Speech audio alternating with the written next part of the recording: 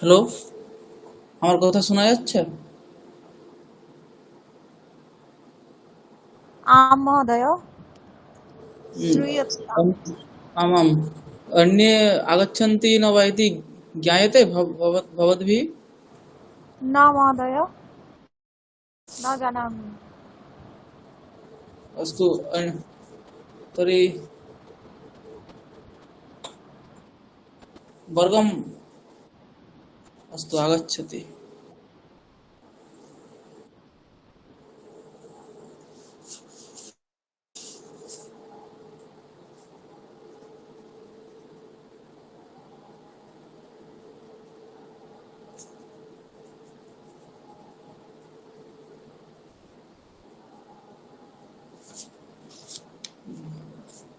अन्यायिका न आगच्छति इति मां सूचितवती। अन्यः अपरः कश्चित् आसीत् अत्र। तस्य नाम न स्मरामि। तुहिन इति कश्चित् आसीत् खलु? तुहिन नाम्ना कश्चित् आसीत्।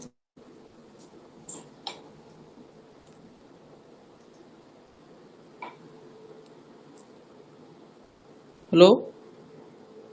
पूर्वस्मिन् वर्गे न आसीत् वा? आगतवान्। आं न आगतवान्। न आगतवान्। पूर्वस्मिन् वर्गे सः नासीत्। ततः पूर्वस्मिन् वर्गे अपि सः नासीत्। प्रथमवर्गे सः आसीत्।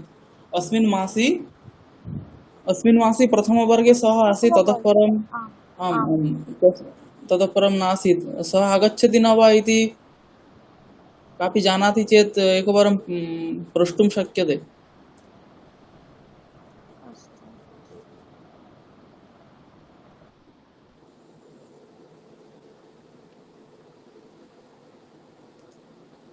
सः मां न सूचितवान्।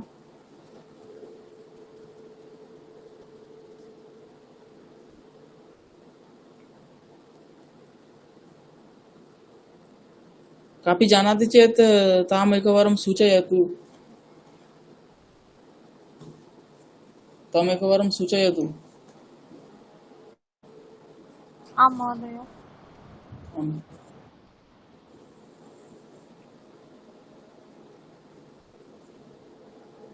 ततः परम् आरभामहे वर्गम्।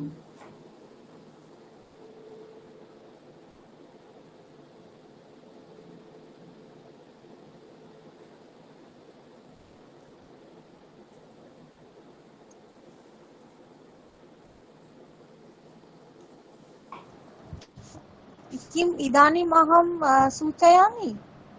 आम्, इदानीमेव सूचयतु सः आगच्छति न वा। अस्तु अस्तु अस्तु। यतोहि अद्य सः आगच्छति चेत् तर्हि ततः परमेव वर्गारम्भः भवतु इति। अन्यथा न आगच्छति चेत् अस्तु, आरभामहे। अस्तु अतः अहम् इदानीं बहिर्गच्छामि। ग्रूप मध्ये गत्वा आम् तस्यां आम् आम् एवम् एवं। तस्य पर्सनल् काण्टाक्ट् अस्ति चेत् तथा सूचयतु। दूरवाण्या सूचयतु एकवारम्। आगच्छति न वा।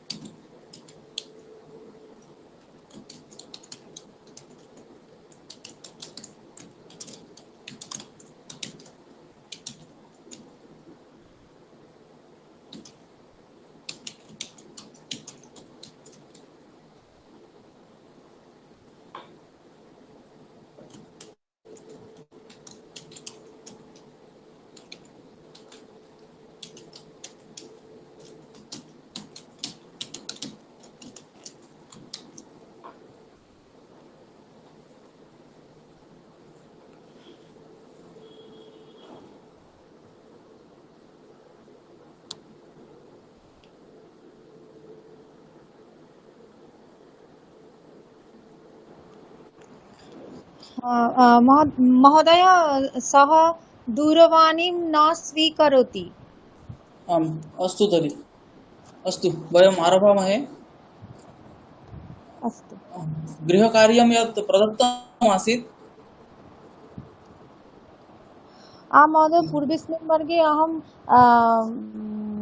किञ्चित् पश्चात् किञ्चित् विलम्बेन आगतवती भवति।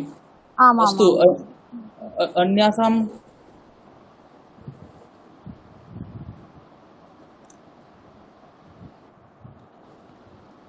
मया उक्तमासीत् यत् कार्यं कृतं न वा कृतं न यत् कार्यं दत्तमासीत् तत् प्रेषयतु एकवारं, यतोहि वाक्यानि अहमपि न स्मरामि।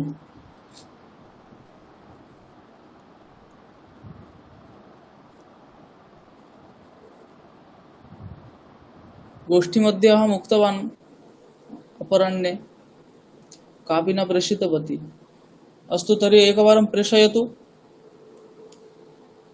तदेकवारं पश्यामि कथमस्ति। कयापि न कृतं तत् कार्यं। अहं न कयापि कृतं वा?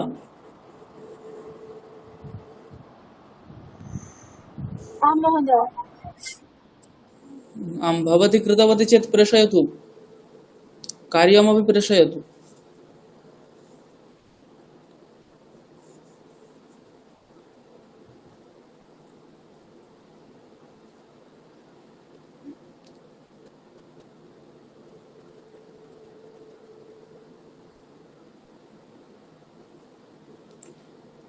अन्ययोः द्वयोः कापि कृतवती वा? कृतवती परन्तु माने सर्वे न कृतवती। सर्वाणि न कृतवती। सर्वाणि न सर्वाणि कृतवती। सर्वाणि वाक्यानि आम् न एवम् कृतवती।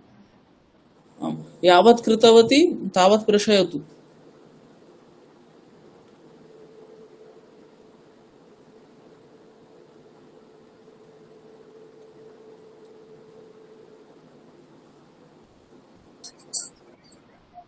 যখন মন খাবে आम् তখন মানুষের मह्यम् एकवारं प्रेषयतु।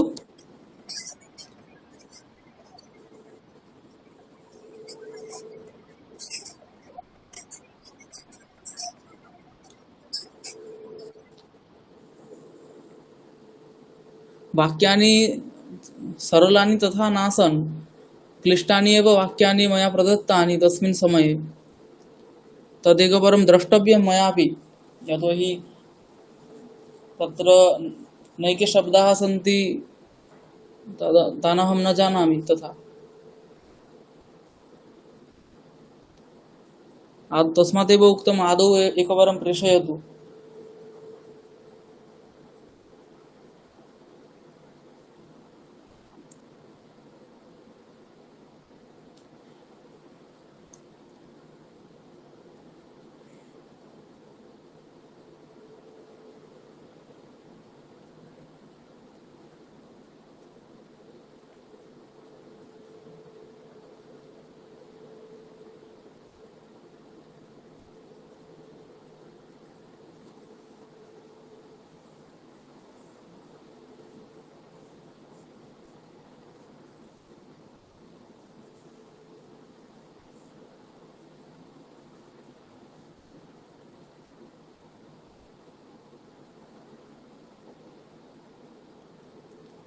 कापि प्रेषयति वा?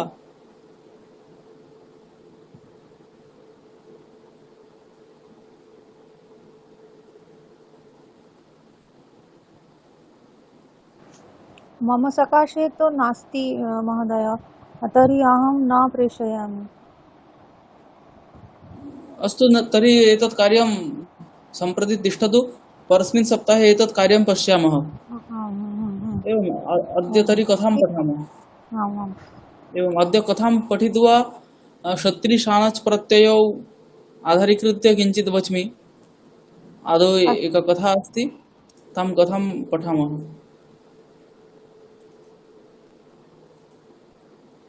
यतोहि अद्य मम सङ्गणकमपि सम्यक् अस्ति, एतत् सर्वदा सम्यक् न तिष्ठति।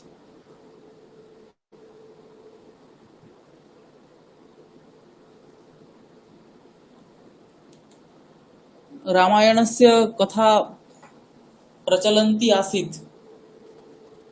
रामायणस्य कथा प्रचलन्ती आसीत्। तत्रैव दशरथस्य आदौ कथा जाता, ततः परम् एतावत् पर्यन्तं जातम् आसीत्। इतः भवेत्, यदा यदा दशरथः इतः भवेत् मन्ये। एवम् एतावत् पर्यन्तम् अस्ति, लघुकथा एव लिखिता अस्ति। इतः परम् एवं लघुकथां विहाय अहं चिन्तितवान् यत्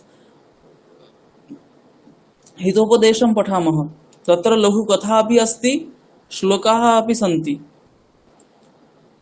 तर्हि तत् पठामश्चेत् एवं भाषा अपि, तत्र भाषा सरला एव अस्ति, अतः भाषायां क्लेशः न भवेत्। भाषामेव पठामः वस्तुतः, परन्तु एवं स्टैण्डर्ड् कथा भवति तत्र। तर्हि तं ग्रन्थमेव इतः परं पठामः इति अहं चिन्तयामि। भवतीनां नाम का मतिरस्ति इति ज्ञातुमिच्छामि।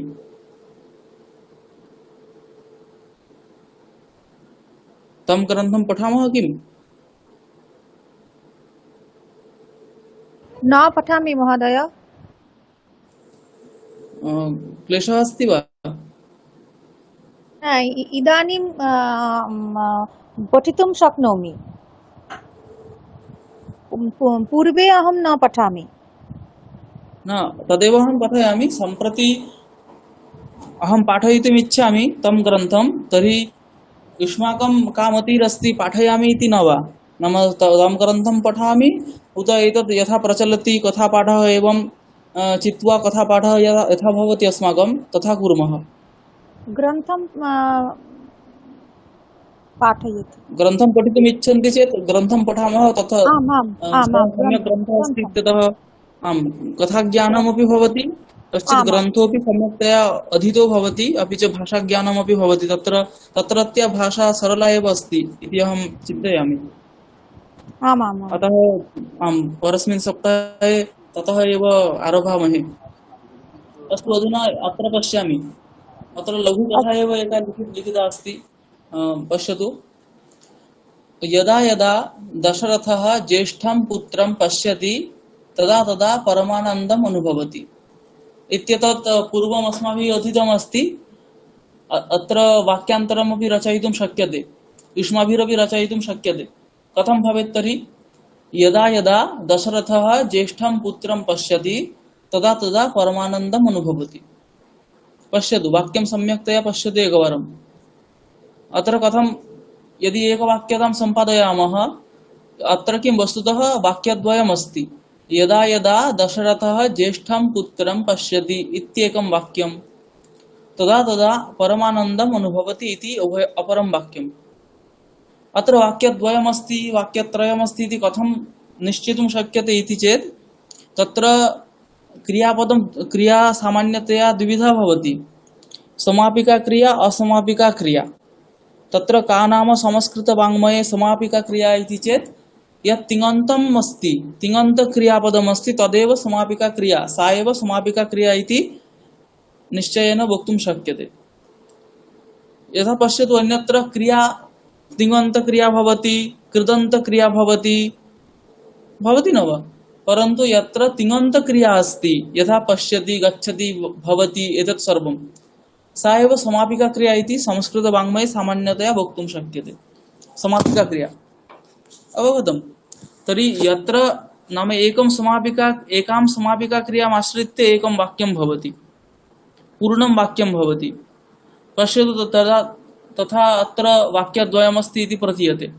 यदा यदा दशरथः ज्येष्ठं पुत्रं पश्यति, अत्र एकं वाक्यं, तदा तदा परमानन्दम् अनुभवति इति अपरं वाक्यम्। अत्र वाक्यद्वयोः संयोगः यदा तदा एतत् शब्दद्वयेन कृतमस्ति। तर्हि अत्र यदा तदा एतद् विहाय अपि वाक्यं रचयितुं शक्यते। तर्हि कथमस्य अत्र वाक्यरचना भवति इति युष्माभिरपि वक्तुं शक्यते। भावे सप्तमी प्रयोगेन वाक्यं रचयामि। भावी सप्तमी एव भवति।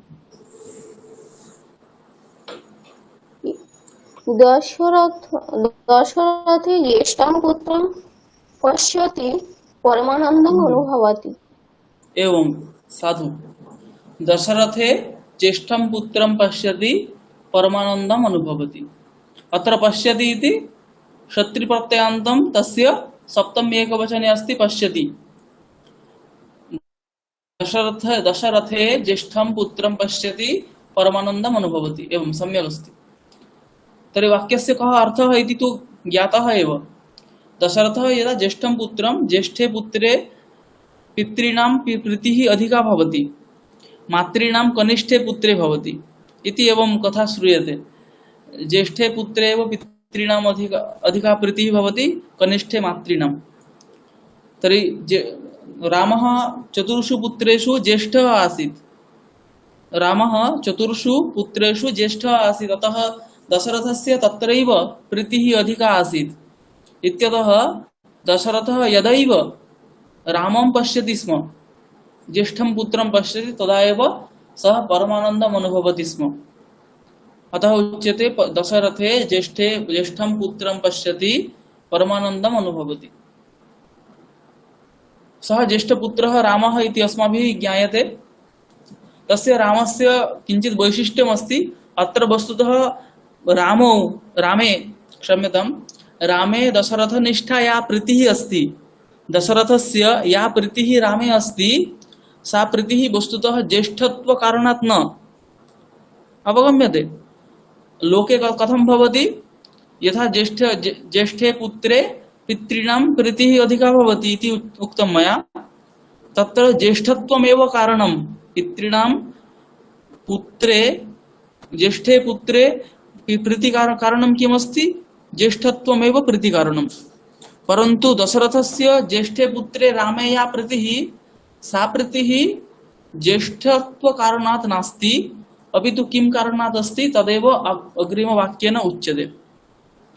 मया यद् उक्तं तद् अवगतं न वा?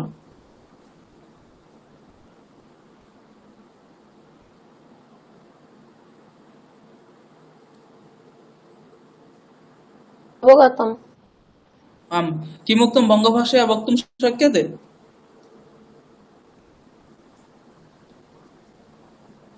प्रतिवाक्यं শুধু কি এই লাইনটার অর্থ বলবো না আপনি যেটা বলেছেন? मया यदुक्तं तदेव भवत्या आशयः गृहीतः इति पश्यामि। तदहं ज्ञातुमिच्छामि भवत्या आशयः गृहीतः उत वाक्यार्थः गृहीतः। कः आशयः इति तु बहुभिरपि वक्तुं शक्यते। मदीय वाक्यार्थः अवगतः न वा इति अहं ज्ञातुमिच्छामि। उच्यताम्। এখানে বলা হচ্ছে যে লোকে প্রসিদ্ধ আছে যে জ্যেষ্ঠ পুত্রে পিতার পিতার মানে প্রীতি স্নেহ বেশি থাকে, জ্যেষ্ঠ পুত্রের স্নেহ বেশি থাকে। তো দশরথের দশরথের 4 পুত্রের মধ্যে রাম জ্যেষ্ঠ, কিন্তু রামের প্রতি যে দশরথের এই স্নেহ কিংবা প্রীতি, সেটা শুধুমাত্র জ্যেষ্ঠত্বের কারণে নয়। রামের আরো অনেক গুণ আছে, সেই গুণের জন্যই দশরথের রামের প্রতি একটু বেশি মানে স্নেহ প্রীতি আছে, সেটা পরবর্তী বাক্যে বলা হবে। साधु, सम्यक्। एवं तत्कारणमेव अग्रिमवाक्ये उच्यते। पश्यतु, रामः सर्वेषु शास्त्रेषु शस्त्रेषु अस्त्रेषु च निष्णातः अभूत्। सः रामः कथम् आसीत्? सः रामः उपनयनादनन्तरं गुरुकुलं गत्वा शास्त्रेषु शस्त्रेषु अस्त्रेषु च निष्णातः अभूत्। सर्वेषु शास्त्रेषु शस्त्रेषु अस्त्रेषु च। अत्र पार्थक्यम् अस्ति। शास्त्रं नाम किम्? रामः सर्वेषु गुरुकुलं गत्वा सर्वेषु शास्त्रेषु निष्णातः अभूत्, नाम पारदर्शी अभूत्, कुशलः अभूत्। अभूत् नाम अभवत्, जातः इत्यर्थः। शास्त्रं नाम वेदादिशास्त्रं, धर्मशास्त्रं, स्मृतिशास्त्रं व्याकरणम् एतत् सर्वं किम् उच्यते? शास्त्रम् उच्यते। शास्त्रं दर्शनम् एतत् सर्वमपि शास्त्रम् उच्यते। शास्त्रं नाम शास्त्रं नाम बाणचालनम् धनुर्विद्या। हम्म। एवं एवं गदाचालनं धनुर्विद्या एतत् सर्वं शास्त्रम् उच्यते। अस्त्रं नाम अस्त्रं नाम किम्? अस्त्रं नाम यत् यस्य मन्त्रेण आह्वानं भवति तद् अस्त्रमित्युच्यते। यस्य मन्त्रेण आह्वानं भवति, यथा पाशुपतास्त्रं, ब्रह्मास्त्रं, नारायणास्त्रम्, एतेषां किं भवति? मन्त्रेण आह्वानं भवति, अतः एतत् सर्वम् अस्त्रमित्युच्यते।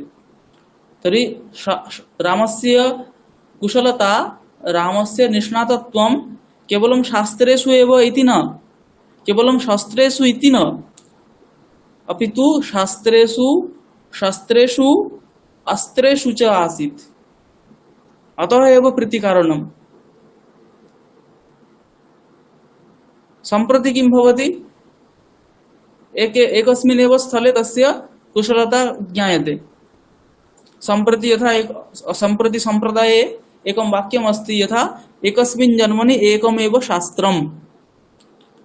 तर्हि एकस्मिन् जन्मनि एकम् एव शास्त्रम् अध्येतव्यं, पठनीयम्, अधियात् इति वा।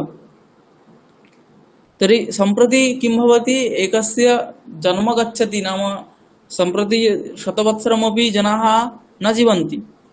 तर्हि एकं जन्म गच्छति एकस्य शास्त्रस्य कृते। रामः कथम् आसीत्? सः सर्वेषु शास्त्रेषु, एकस्मिन् शास्त्रे न, सर्वेषु शास्त्रेषु निष्णातः आसीत्। सर्वेषु च अस्त्रेषु, केवलं धनुर्विद्यां जानाति इति न, सर्वेषु शास्त्रेषु। केवलं यथा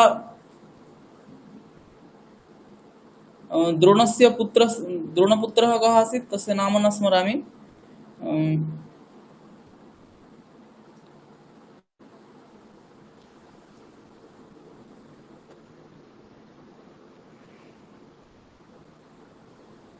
सः केवलं ब्रह्मास्त्रचालने एव तस्य दक्षता आसीत्। अन्यानि अस्त्राणि तेन चालयितुं अधुनापि जीवति सः, वस्तुतः तस्य नाम सम्प्रति न स्मरामि। अश्वत्थामा। अश्वत्थामा, आम्, एवं तस्य ब्रह्मास्त्रचालने एव दक्षता आसीत्। अन्येषु अस्त्रेषु तस्य दक्षता तथा नासीत्। परन्तु अर्जुनस्य सर्वेषु अस्त्रेषु निष्णातत्वम् आसीत्, तथा रामस्यापि।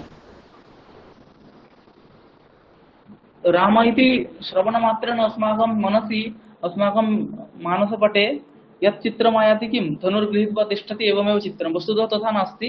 रामः तथा अस्ति, सर्वेषु शास्त्रेषु सः निष्णातः। केवलं शास्त्रेषु न, परन्तु अस्त्रेषु अपि।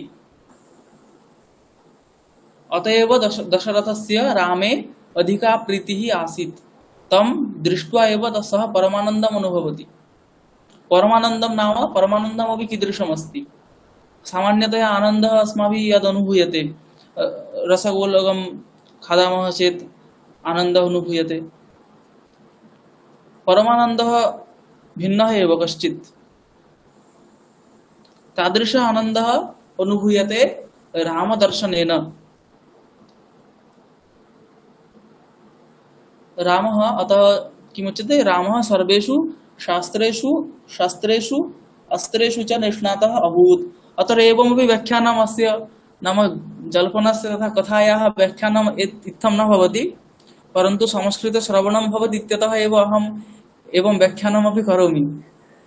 नाम अस्माभिः पङ्क्तिशः अध्ययनम् एव कर्तव्यमासीत्, परन्तु संस्कृतश्रवणं भवति इत्यतः अहं व्याख्यानं करोमि।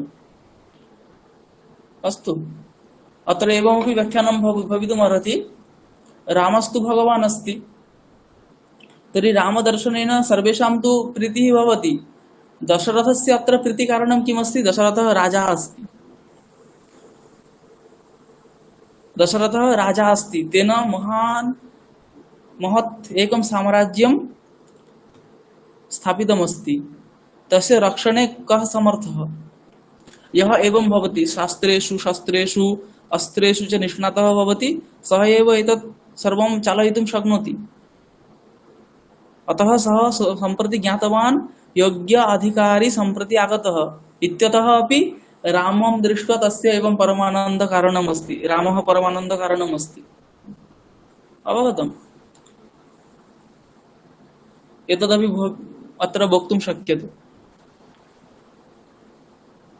दशरथस्तु न जानाति अयं देवः, तर्हि तस्य कथम् आनन्दः कथं भवति? एवं ज्ञात्वा, यथा अस्माकमपि लोकेपि भवति, पुत्रः महत् कार्यं करोति चेत् पिता गर्वम् अनुभवति, तद्वत्। तस्मिन् अधुना किमुच्यते? तस्मिन् बाणमुद्धरति स्वर्लोकोऽपि कम्पते। सः रामः एवम् आसीत्, तस्मिन् बाणमुद्धरति स्वर्लोकोऽपि कम्पते। स्वर्गस्थाः देवाः सर्वेषु युद्धेषु युद्धनीतिं जानन्ति, सर्वेषु युद्धेषु ते कुशलाः सन्ति, तथापि रामः यदा बाणम् उद्धरति, रामे बाणम् उद्धरति, अत्रापि सतिसप्तमी अस्ति। तस्मिन् बाणम् उद्धरति स्वर्लोकोऽपि कम्पते। स्वर्गस्थः जनाः अपि स्वर्लोकोऽपि भीत्या कम्पते।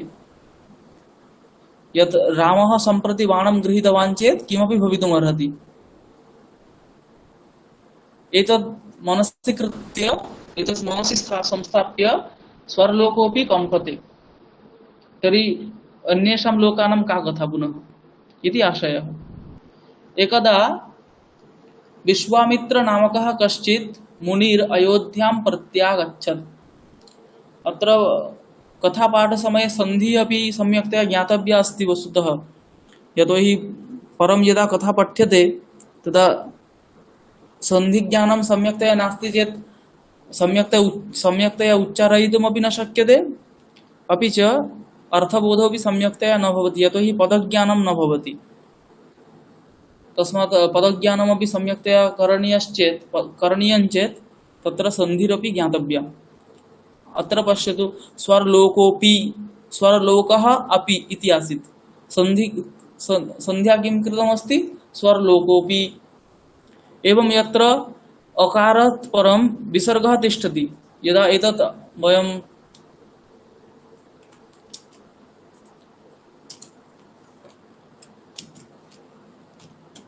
सन्धिच्छेदः कथं भवति?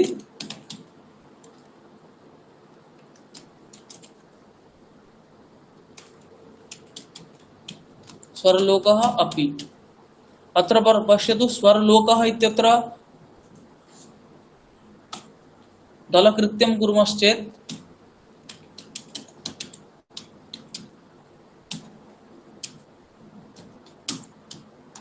एतद् भवति। इतोपि पूर्वं भवति किञ्चित्, परन्तु अन्तिमतया एतद् भवति। ततः परं किमस्ति? अकारः अस्ति, अपि। तर्हि अत्र नियमः अस्ति यत् अकारात् परं यदि विसर्गः तिष्ठति, ततः परं लघु अकारः यदि तिष्ठति, तर्हि अत्र विसर्गस्य स्थाने उकारः भवति, अकारस्य च लोपः भवति। अत्र पश्यतु, विसर्गस्य स्थाने उकारः जातः, अकारस्य च लोपः जातः, स्वर्लोकोऽपि एवं जातम्। यदि अत्र अकारात् परं विसर्गः तिष्ठति, ततः परं एते अन्तस्थवकारः, हकारः, गकारः, जकारः एवं दकारः, एते वर्णाः तिष्ठन्ति। इतोपि नैके वर्णाः सन्ति, तर्हि तदापि विसर्गस्य स्थाने उकारः भवति, परन्तु तत्र परस्य लोपः न भवति। एवं यथा उदाहरणमस्ति, अत्रापि सन्धिः करणीया आसीत्, मया न कृतं। पश्यतु,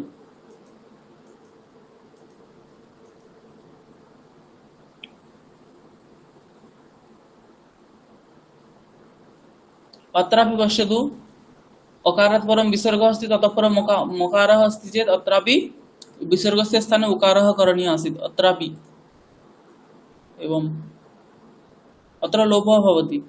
सन्धिरपि किञ्चित् ज्ञातव्या अस्ति।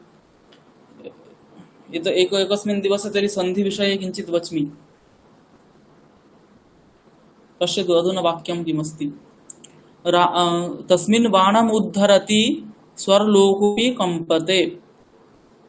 एकदा विश्वामित्र नामकः कश्चित् मुनिर् अयोध्याम्, अत्रापि सन्धि कर्तुं शक्यते। कश्चिन् मुनिर् अयोध्यां प्रत्यागच्छत्। एकदा विश्वामित्र नामकः कश्चित् मुनिर् अयोध्यां प्रत्यागच्छत्। एकदा किम् अभवत्? विश्वामित्र नामकः कश्चित् ऋषिः मुनिः अयोध्यां प्रत्यागच्छत्। अयोध्यां प्रति आगच्छत्। अत्र आगच्छत् वस्तुतः किमस्ति?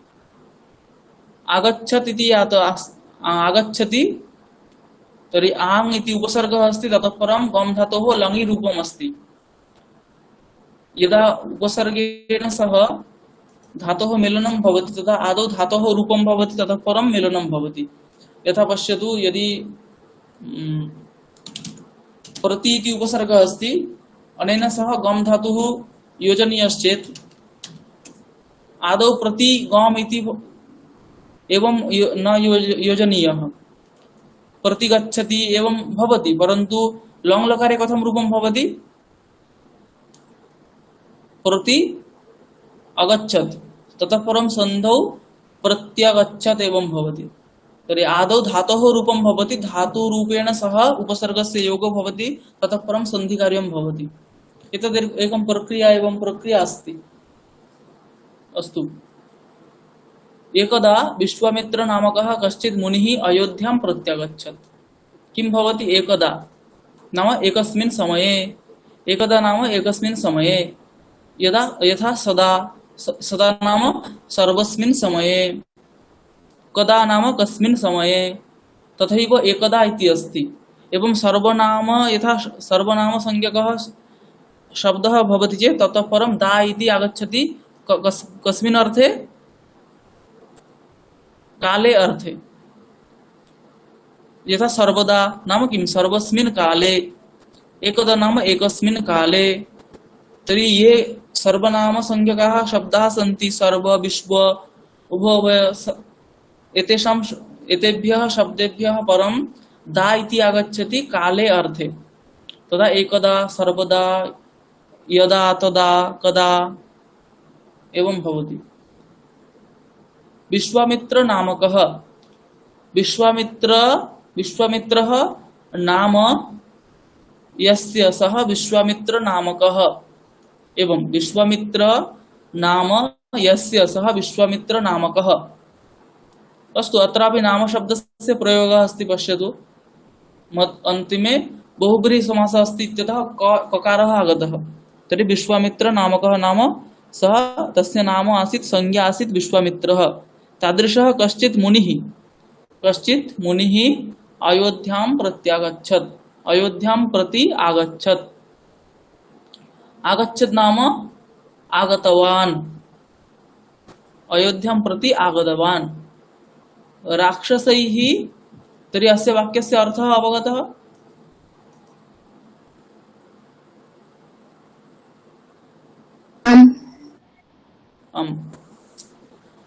राक्षसैः पीडितः सः राजानं राक्षसदमनाय रामम् अयाचत।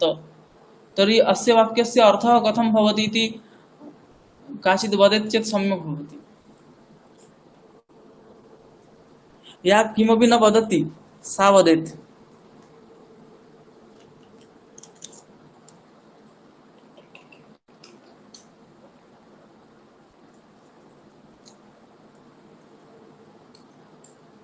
आदौ वदतु, एतद् वाक्यं कर्तरि अस्ति उत कर्मणि अस्ति? कर्मणि अस्ति। स्वराजन रामं न कर्तरि अस्ति। एवं कर्तरि अस्ति। क्रियापदं किमस्ति? अयाचत। एवं कर्ता कः अस्ति? स्व। एवं सः। कर्म किमस्ति?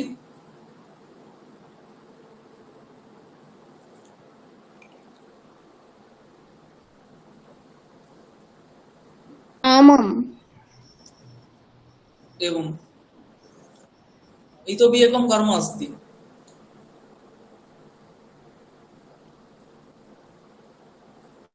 आयनम्। राजानम्। एवं एतद् वाक्यं सर्वापि पुस्तिकायां लिखन्तु। सर्वाः अपि एतद् वाक्यं पुस्तिकायां लिखन्तु। अत्र कार्यमस्ति।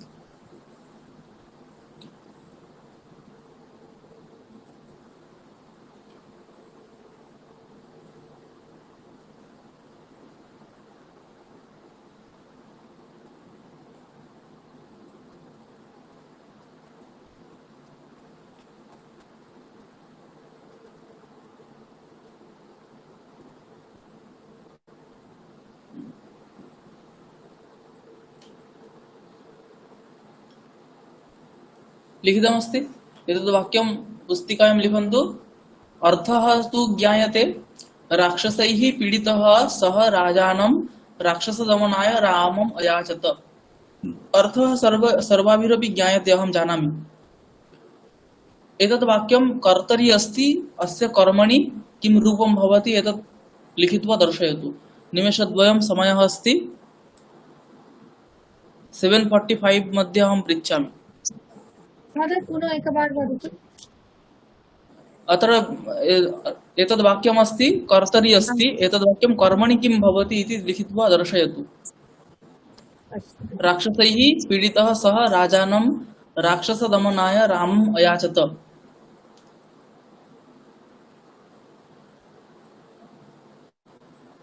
एतद् वाक्यं कर्मणि किं भवति लिखित्वा दर्शयन्तु। या तूष्णीं तिष्ठति सर्वदा तामहं पृच्छामि, अहं जानामि।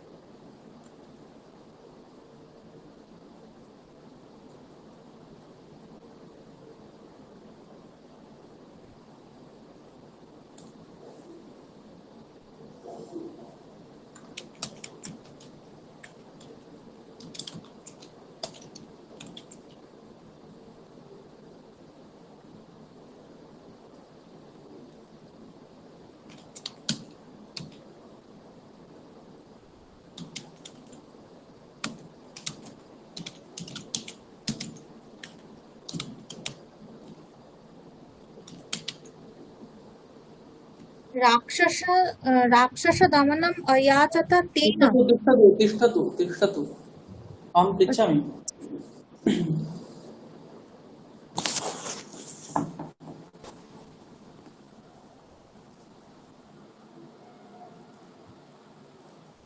जातमस्ति, सर्वासां जातमस्ति।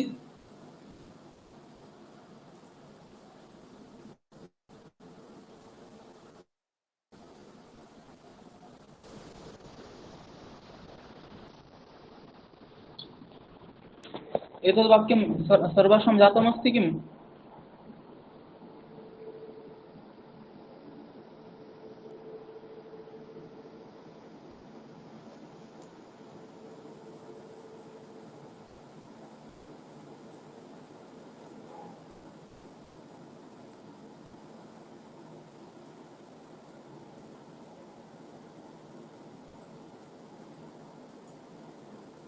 दीपानिता महोदय एतद् वदति, कर्मणि किम् अस्ति एतद् वदति, वदतु महोदय।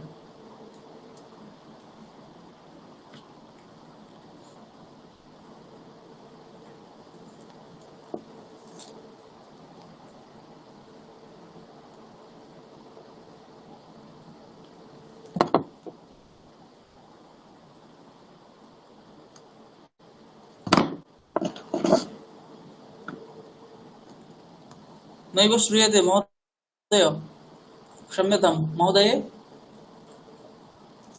श्रोतुं न शक्नोमि। न शक्नोमि। न शक्यते? किं यावत् कृतमस्ति उच्यताम्?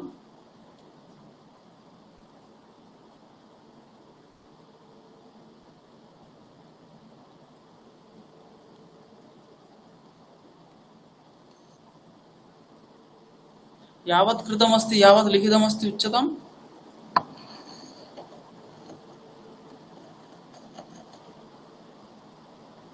न शक्नोमि। किञ्चिदपि न शक्यते?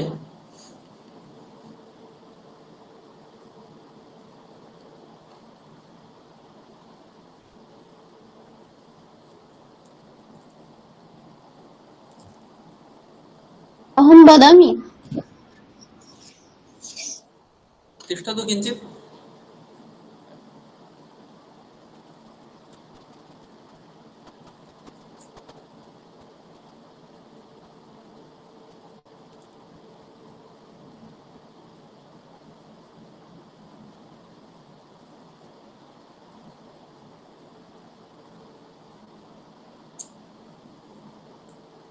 यावत् कृतमस्ति उच्यताम्? पश्यामि कियत् सम्यक् अस्ति।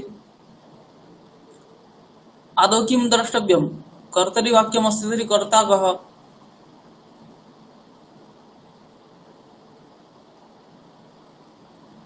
वदतु, कर्ता कः? अस्मिन् वाक्ये कः कर्ता? एतत्तु अवगन्तुं शक्यते।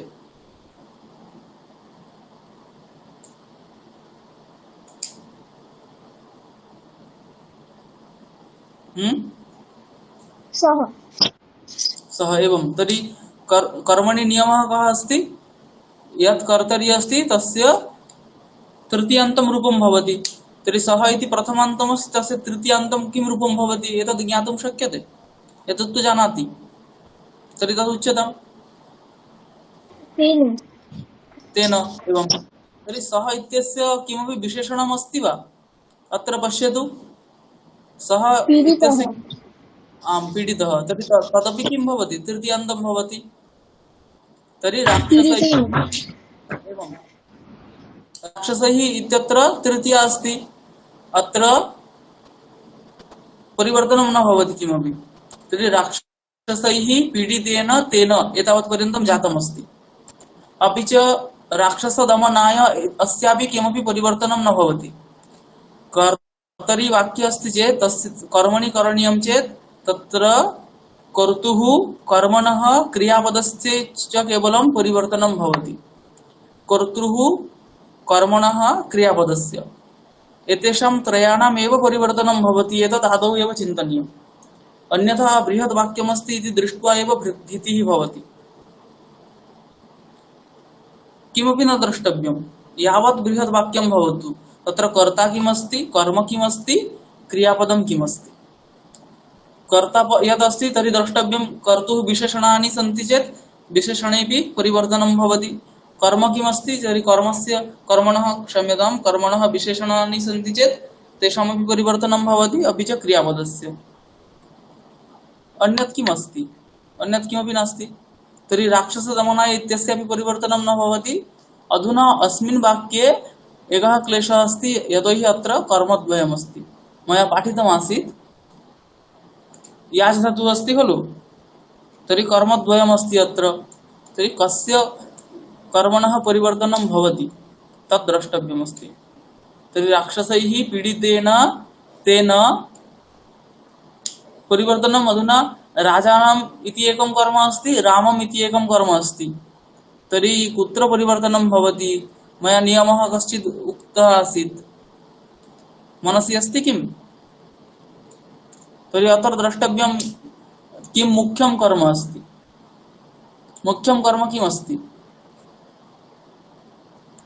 यत्र कर्मद्वयं भवति तत्र एकं मुख्यम् एकं गौणं च भवति अत्र मुख्यं कर्म किम् अस्ति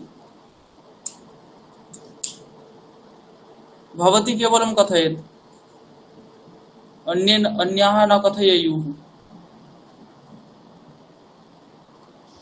राक्षसदमनं दमनं दमनाय इत्यत्र तु चतुर्थी विभक्ति अस्ति तर्हि तत् कर्म नास्ति कर्मद्वयमस्ति अत्र राजानाम् इति राजानं को कर्म राजानं रामम् एवम् एवं रामम् इति केन उक्तं कया उक्तं रामम् आम् मया उक्तमासीत् किम् अन्याः न वदेयुः न कथयेयुः अन्याभिः न वक्तव्या आसीत् एवं राम इति किमस्ति मुख्यं कर्म अस्ति तर्हि तत्र परिवर्तनं भवति किं कः नियमः उक्तः आसीत् गौणे कर्मणि द्विघाते प्रधाने निकृष्टवहां तर्हि अत्र गौणमस्ति किं तत् द्रष्टव्यं मुख्यमस्ति राम गौणमस्ति राजानं तर्हि तत्र परिवर्तनं भवति तर्हि राजानम् इत्यत्र द्वितीया अस्ति कर्मणि वाक्ये कर्मणि प्रथमा विभक्तिः भवति तर्हि राक्षसैः पीडितेन तेन राजा राक्षसदमनाय रामम् अयाच किं भवति याच धातोः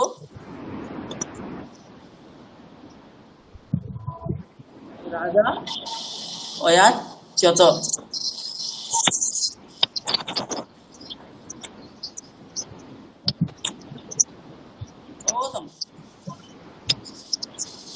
नियमः मनसि स्थापनीयः सः कः नियमः आसीत् गौणे कर्मणि दुह्यादे प्रधाने निकृष्वहाम् द्विकर्मक धातूनां तत्र भागद्वयम् आसीत् न वा दुह्याच् पच् इति 12 धातवः आसन् अन्ये च 4 निकृष्वः एते 4 धातवः तत्र परिवर्तनं गौणे कर्मणि दुह्यादेः धातोः गौणे कर्मणि परिवर्तनं भवति निकृष्वः इत्येषां धातूनां प्रधाने कर्मणि परिवर्तनं भवति एतत् मनसि स्थापनीयम् अतः एव एतत् वाक्यं स्थापितम् अस्ति मया अस्तु अर्थस्तु अवगतः राक्षसैः पीडितः राक्षसजनैः पीडितः ताडितः सः राजानं सः नाम सः विश्वामित्रः राजानं राक्षसदमनाय रामम् अयाचत राक्षसदमनाय नाम राक्षसदमनार्थं राक्षस मरणार्थं रामम् अयाचत रामं याचितवान् मुनेः इदं वचनं श्रुत्वा राजा अतीव दुःखितः अभवत् पश्यतु मुनेः इदं वचनं श्रुत्वा मुनेः विश्वामित्रस्य इदं वचनं नाम रामं मह्यं देहि इति वचनं श्रुत्वा रामः अपेक्षितः इति श्रुत्वा राजा अतीव दुःखितः अभवत् यतोहि किं रामः तस्य प्रियपुत्रः अस्ति तर्हि सः अधुनापि बालः अस्ति अपि च यत्र प्रीतिः अधिका भवति सः यावान् ज्येष्ठो वा भवतु सः सर्वदैव बालः तिष्ठति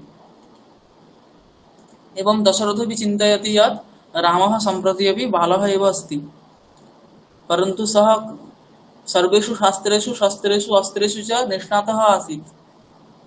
तत् सः पुत्रस्नेहकारणात् न पश्यति। अतः सः वदति मामेव स्वीकृत्य गच्छतु, रामं मा स्वीकुरु। अतः सः दुःखितः।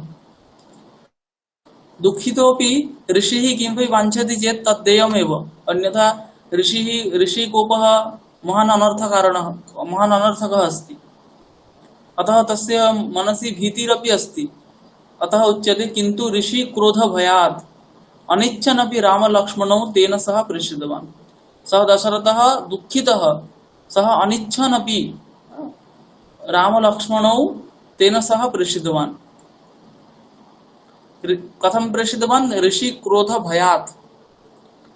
ऋषि विश्वामित्रः कुपितश्चेत् सः शापं दद्यात्।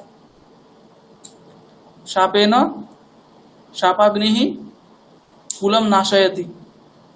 अतः ऋषिकोपभयात् सः अनिच्छन्नपि रामलक्ष्मणौ विश्वामित्रेण सह प्रेषितवान्। कः? राजा दशरथः। अवगतम्?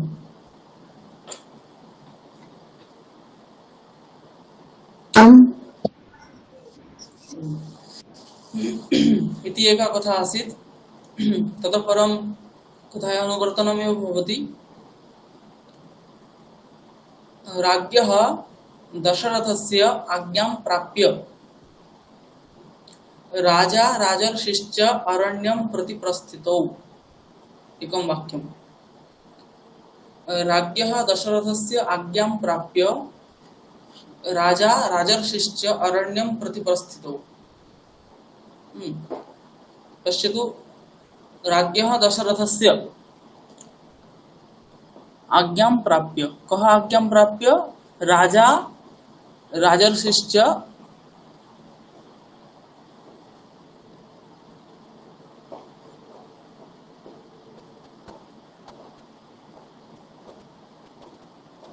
कथायाः अत्र भिन्नतया लिखितमस्ति। कथा तथा नास्ति। राजा वस्तुतः न गतवान्, राजपुत्राः गतवन्तः। तथापि राजा इति लिखितमस्ति। राज्ञः दशरथस्य आज्ञां प्राप्य राजा राजर्षिश्च, राजा अपि च राजर्षिः विश्वामित्रः अरण्यं प्रति प्रस्थितौ। अत्र राजा इति न भवेत्, राजपुत्राः।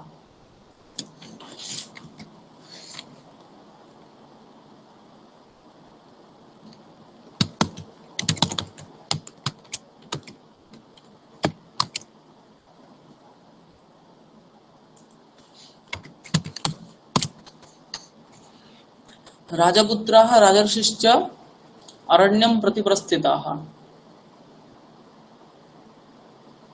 तर्हि एवं दशरथस्य आज्ञां प्राप्य राजपुत्राः रामादयः रामलक्ष्मणौ, राजपुत्रः नाम केवलं रामलक्ष्मणौ राजर्षिः विश्वामित्रश्च अरण्यं प्रति प्रस्थिताः। अत्र अरण्यं प्रति प्रस्थिताः राजपुत्रौ इति एवं राजपुत्रौ पुत्रः। आम्, एतदपि कर्तुं शक्यते, एतदपि कर्तुं शक्यते, परन्तु अस्तु, द्विवचनं सर्वमपि समीचीनमेव अस्ति। अपि च अत्रापि प्रस्थितः इत्यत्र बहुवचनमस्ति। पश्यतु, प्र इति उपसर्गपूर्वकात् स्था धातुः अस्ति, तस्मात् क्त प्रत्ययः जातः। कर्तरि क्त प्रत्ययः अत्र अस्ति। क्त प्रत्यय विषये अपि एकः वर्गः स्वीकर्तव्यः अस्ति। क्त प्रत्ययः कथं भवति, कस्मिन् अर्थे भवति। क्त प्रत्ययं वयं किं जानीमः? क्त प्रत्ययः केवलं कर्मणि अर्थे, भावे च अर्थे भवति, परन्तु अत्र पश्यतु, क्त प्रत्ययः कर्तरि अस्ति। कर्तरि अस्ति नाम आम्, गत्यर्थकाः धातवः सन्ति, तेभ्यः गत्यर्थक धातुभ्यः क्त प्रत्ययः कर्तरि कर्मणि च भवति। एवं अत्र प्रस्थिताः इति गत्यर्थं बोधयति अतः अत्रापि कर्तरिक्तप्रत्ययः जातः अपि च अकर्मकः धातुः भवति चेदपि तस्मादपि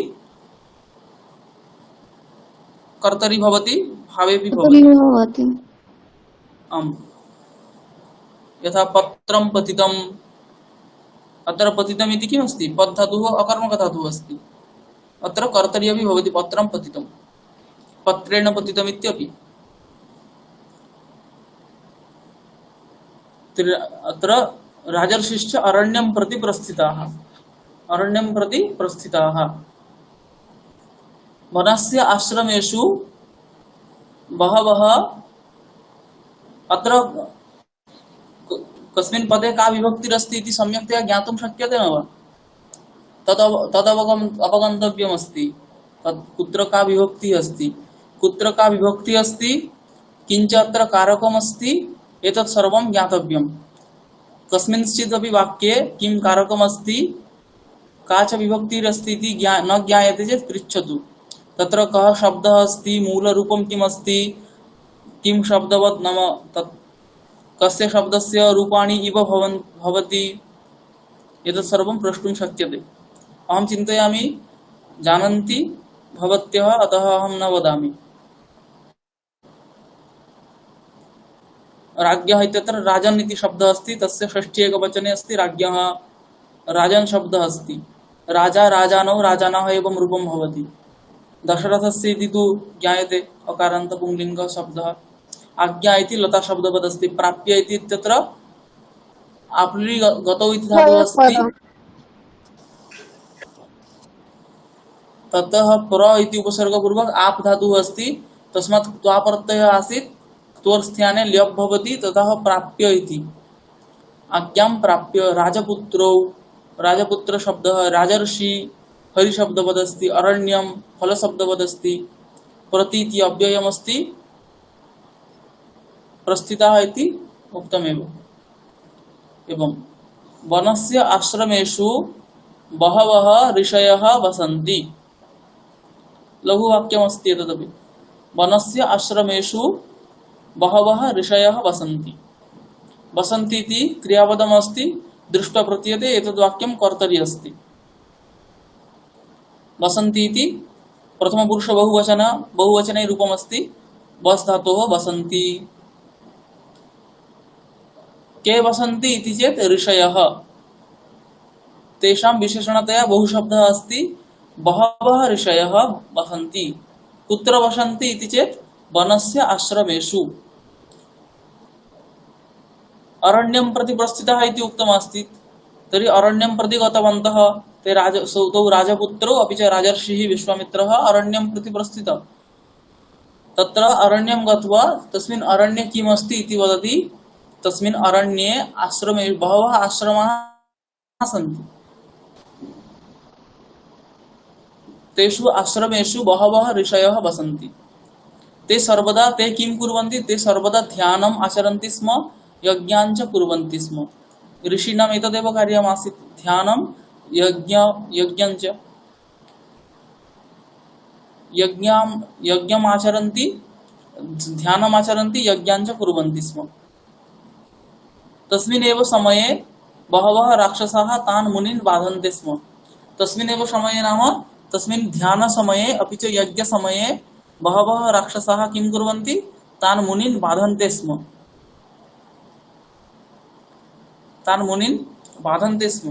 राक्षसेभ्यः मुनीनां रक्षणाय रामः आगच्छति अवगतम् व्याख्यानस्य अत्र किमपि नास्ति सम्यक्तया एव अवगम्यते अत्र राक्षसेभ्यः इत्यत्र का विभक्तिरस्ति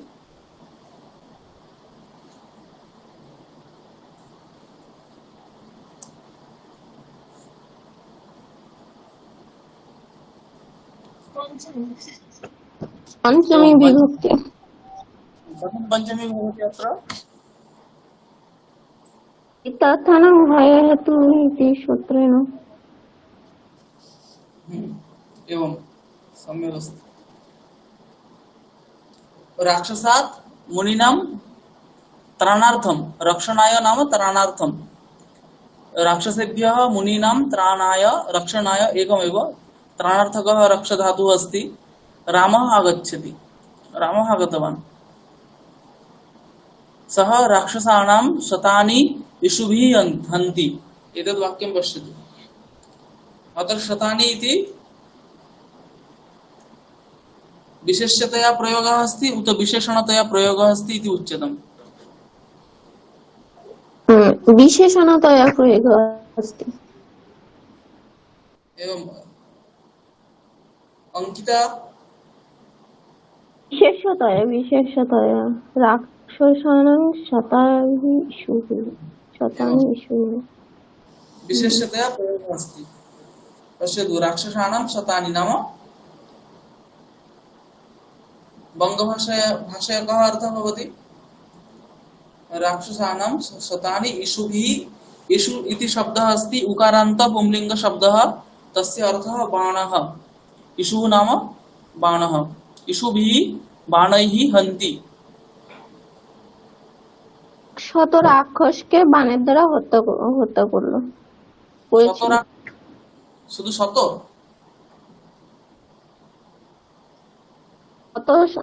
ফলন ফলে শত শত রাক্ষসকে বহু বচন।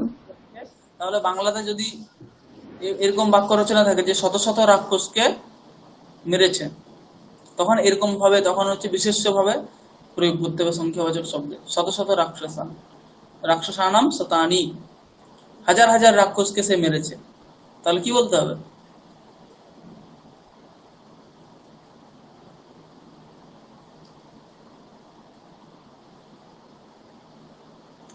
এখানে হাজার হাজার বললে কি হতো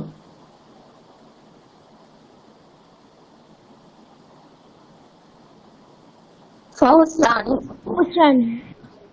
এবং সহস্রাণী ইষুভিः हन्ति अस्याः घटनायाः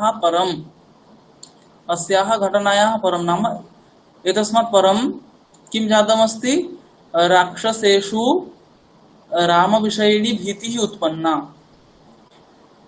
হ্যাঁ সেখানে রামের পরাক্রম দেখে কি হয়েছে সমস্ত রাক্ষসদের মধ্যে একটা রাম বিষয়ক ভীতির উৎপন্ন হয়েছে अस्याः घटनायाः परम এখানে দিগযোগে ষষ্ঠী হয়েছে ঘটনায়াः परम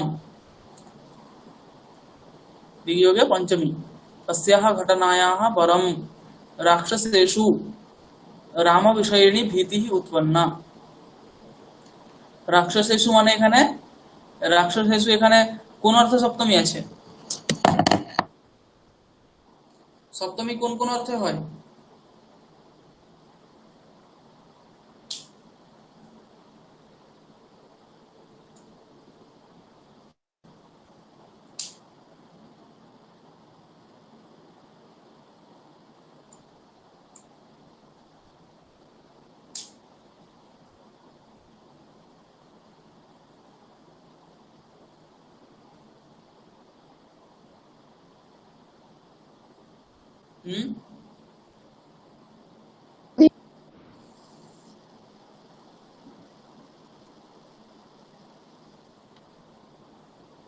কোন কোন অর্থে হয়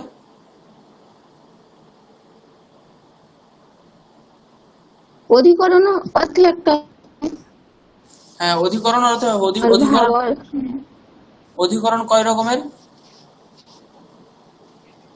আধার 3 রকমের মানে ও ঐকদেশিক বৈষয়িক আর একটা অভিব্যাপক এখানে যে সপ্তমী আছে সেটা হচ্ছে একদেশী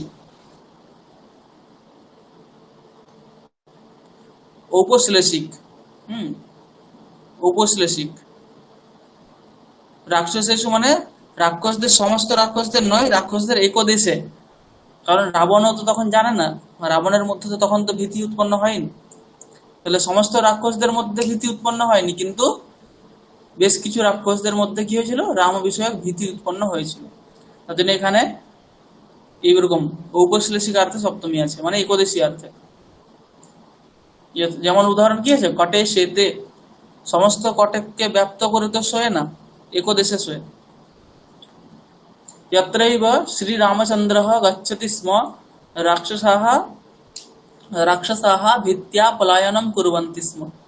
যেখানে শ্রী রামচন্দ্র যেতেন সেখানে রাক্ষসরা কি করতো? ভয়ে পলায়নম করত। ভিত্তিয়া পলায়নম কুরবন্তি স্ম। এবং যজ্ঞ বিঘ্নকরান রাক্ষসান হত্বা রামঃ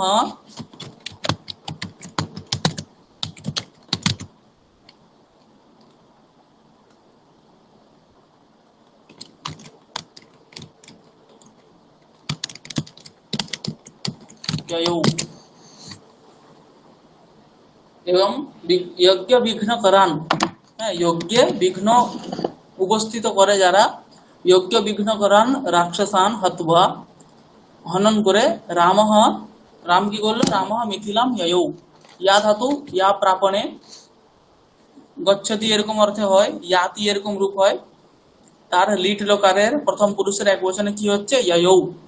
ঠিক আছে, রাম মিথিলাম ইয়ৌ। রাম কি করলো? সেই রাক্ষসদের হত্যা করে সে মিথিলার প্রতি প্রস্থান করলো।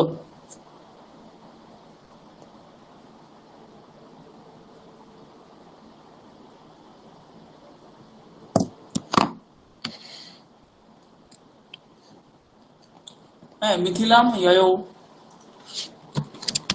এরপরে কি বলছে? তসমিন দেশে বা তস্যাম নগরিয়াম, তাই তো, মিথিলা নগরী। তাহলে মিথিলা নগরী কি ছিল? তস্যাম নগরিয়াম। আচ্ছা, অতদূর পর্যন্তই থাক কথা। হ্যাঁ, পরের দিনে বাকি এর পরের কথা অনুবর্তন হবে। আজকে আমরা একটা বিশেষ বিষয় নিয়ে পড়বো বলছিলাম, সত্যি প্রত্যয় আর সানস প্রত্যয়, তাই তো? হ্যাঁ মহারায়া। অতদূর পর্যন্ত গল্প বুঝতে পারা গেছে। এই গল্পটা আমি তোমাদের পাঠিয়ে দেবো। এই পুরো যতগুলো গল্প এখানে লেখা আছে এগুলো বারবার করে একটু পড়তে হবে নিজেকে, শুধুমাত্র শুনলে হবে না, এটা নিজেকেও পড়তে হবে। তাহলে আর পড়ার সময় কি করতে হবে? জোরে জোরে পড়তে হবে।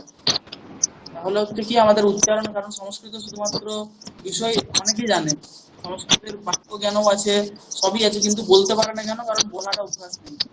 আর বলা অভ্যাস করার প্রথম স্টেপ হচ্ছে কি জোরে জোরে পড়তে হবে। তো এই কথাগুলো জোরে জোরে এরকম ভাবে পড়লে তখন সেই শব্দগুলো বেরোবে মুখ থেকে, নাহলে ভিতরেই থেকে যাবে। লিখতে বললে লিখে দেবে, কিন্তু বলতে পারবে না। বলতে গেলে কিন্তু ওই জোরে জোরে প্রথমে হচ্ছে অভ্যাস করতে হবে, পড়ে পড়ে। বাক্যগুলো বোঝা গেছে সব, তাহলে সুবিধা হবে।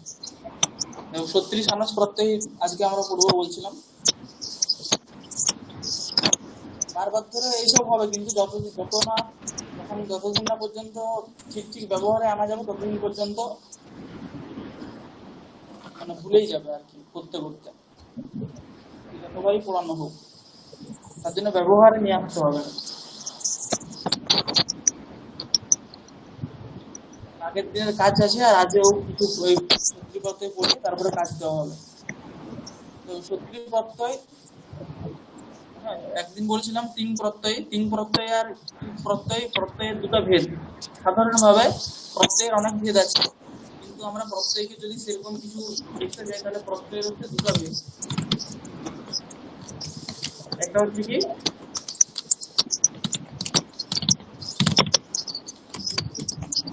তিন প্রত্যয়, একটা কি কৃৎ প্রত্যয়। কেন এরকম ভেদ দুটো বললাম? তিন প্রত্যয় কৃৎ প্রত্যয় ভেদ বললাম, তদ্ধিত প্রত্যয় আছে তাকে ধরলাম না কেন? তো তিন প্রত্যয় আর কৃৎ প্রত্যয়ের এদের প্রধান দুটো একটাই বৈশিষ্ট্য আছে কি, এরা ধাতুর উত্তর হয়। কার উত্তর হয়?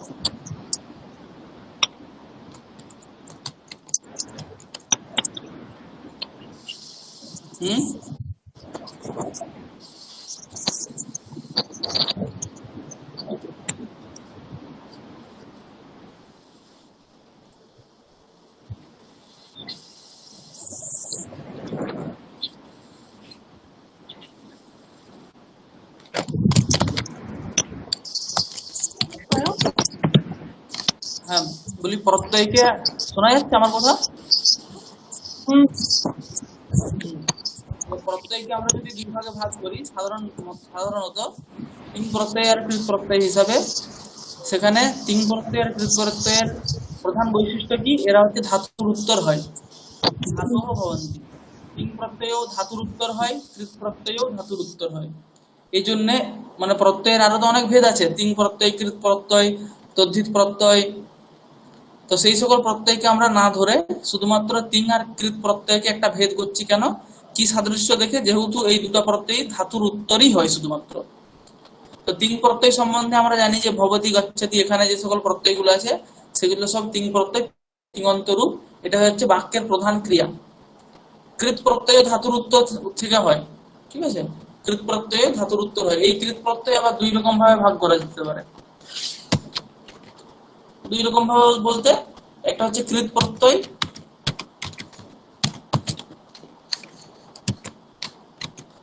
একটা হচ্ছে কৃত্য প্রত্যয়, আর একটা হচ্ছে সামান্য কৃত প্রত্যয় যেমন আছে।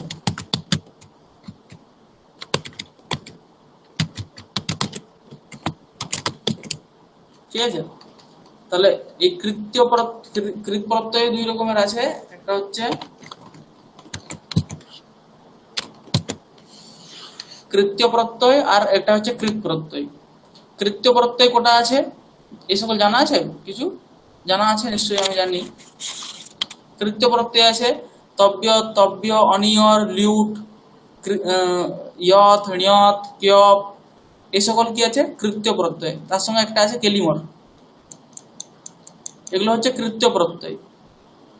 কৃত্য প্রত্যয়ের একটা বৈশিষ্ট্য কি, এরা ধাতুর উত্তর হয়, কিন্তু এরা শুধুমাত্র ভাবে অর্থে আর কর্মণী অর্থেই হয়। কি কি অর্থে হয়? ভাবে অর্থে আর কর্মণী অর্থেই হয়। মানে এরা যখন ধাতুর উত্তর হবে তখন তারা ভাব মানে হচ্ছে কি ক্রিয়া, তাকে উক্ত করবে অথবা কর্মকে উক্ত করবে। এটা হচ্ছে কৃত্য প্রত্যয়ের প্রধান বৈশিষ্ট্য। বোঝা গেছে? কৃত্য প্রত্যয়ের কি বৈশিষ্ট্য বললাম?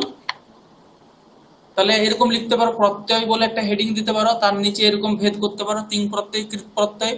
কৃত প্রত্যয়ের নিচে দাগ দিয়ে, দুটা দাগ দিয়ে পরে একদিকে কৃত্য প্রত্যয়, একদিকে কৃত প্রত্যয়। কৃত্য প্রত্যয়ের বৈশিষ্ট্যের মধ্যে লিখতে পারো এগুলো ধাতুর উত্তর হয়, আর ধাতুর উত্তর এরা যখন হয় তখন কর্মকে উক্ত করে অথবা ভাবকে উক্ত করে। ব্যাস, এটা একটা হয়ে গেল। কৃত প্রত্যয়েরও কি, কৃত প্রত্যয় কিন্তু কর্তরি ও কর্তাকেই শুধুমাত্র উক্ত করে। কোন কোন জায়গাতে করণকে উক্ত করে, কোন কোন জায়গাতে অধিকরণকে উক্ত করে, আবার কোন কোন জায়গাতেও ভাবকেও কিন্তু উক্ত করে। তাহলে কৃত প্রত্যয়ের অনেকগুলো বৈশিষ্ট্য হলো। কৃত প্রত্যয়ের বৈশিষ্ট্য কি, বেশিরভাগ ম্যাক্সিমাম জায়গাতে কি করে, কর্তাকে উক্ত করে, কোন কোন জায়গাতে ভাবকে উক্ত করে, কোন কোন জায়গাতে করণকে উক্ত করে, কোন কোন জায়গাতে অধিকরণকে উক্ত করে। এটা হচ্ছে কৃত প্রত্যয়ের বৈশিষ্ট্য। ঠিক আছে, তাহলে একটা ছক করে নিতে হবে এরকম, প্রত্যয় তার দুটো ভেদ, একটা হচ্ছে তিন প্রত্যয়, একটা হচ্ছে কৃত প্রত্যয়। তিন প্রত্যয় কৃত প্রত্যয়ের দুজনকারী সমান বৈশিষ্ট্য হচ্ছে কি ধাতুর উত্তর হয়। তার মধ্যে কৃত প্রত্যয়ের দুটো ভেদ, কৃত্য প্রত্যয়, একটা কৃত প্রত্যয়। এইবারে কৃত্য প্রত্যয়ের প্রধান বৈশিষ্ট্য কি, এটা ধাতুর উত্তর হয় আর কর্ম আর ভাবকে উক্ত করে। আর কটা কৃত প্রত্যয় আছে সেটা লিখে নিতে হবে পাশে। তারপরে কৃত্য প্রত্যয়ের প্রধান বৈশিষ্ট্য কি, ধাতুর উত্তর হয়, এই কর্তাকে উক্ত করতে পারে, কোন কোন ম্যাক্সিমাম জায়গাতে কর্তাকে উক্ত করে, কোন কোন সময় ভাবকে উক্ত করে, কোন কোন সময় করণকে উক্ত করে, কোন কোন সময় অধিকরণকে উক্ত করে, কর্মকে কিন্তু কোন সময়ই উক্ত করে না। এটা হচ্ছে কৃত প্রত্যয়ের বৈশিষ্ট্য।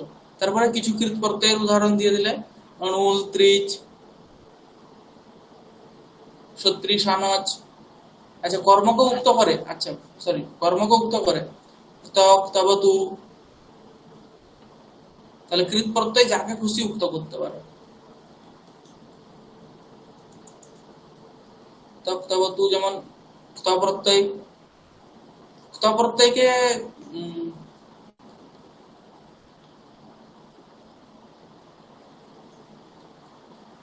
কৃত্য প্রত্যয় হিসাবে স্বীকার করে না।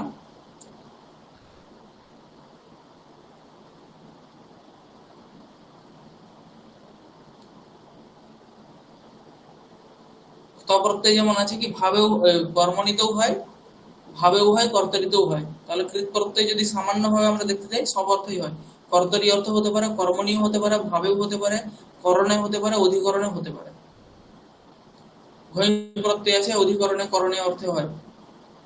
তাহলে এটা হচ্ছে প্রধান সাধারণত প্রত্যয় সম্বন্ধে যদি বলতে হয় এটা একটা বৈশিষ্ট্য। এরপরে কিছু কিছু কৃত প্রত্যয়ের নাম লিখে দিতে হবে, যেমন বললাম মূল, ত্রিচ, অজ, সত্রি, সানজ, অণ, এই সকল আছে। মেন মেন প্রধান যেগুলো হচ্ছে রুল, ত্রিচ, সত্রি, সানজ, তবতু, লিউট, ত্বা, তুমুন, এগুলো হবে। এগুলো কি বলা হবে? কৃত প্রত্যয় বলা হবে। এগুলো ধাতুর উত্তর হবে আর সেরকম ভাবে ধাতুর অর্থের পরিবর্তন করা হবে। ঠিক আছে, তাহলে আমাদের এখন আজকে কৃত প্রত্যয়ের মধ্যে যদি দেখতে যাই তাহলে সত্রি আর সানজ প্রত্যয়। ঠিক আছে, সত্রি আর সানজ প্রত্যয়। সত্রি সানজ প্রত্যয়ের কি, এগুলো হচ্ছে কৃত প্রত্যয়, এরা ধাতুর উত্তর হয়। তাহলে প্রথম হেডিং হচ্ছে সত্রি প্রত্যয়।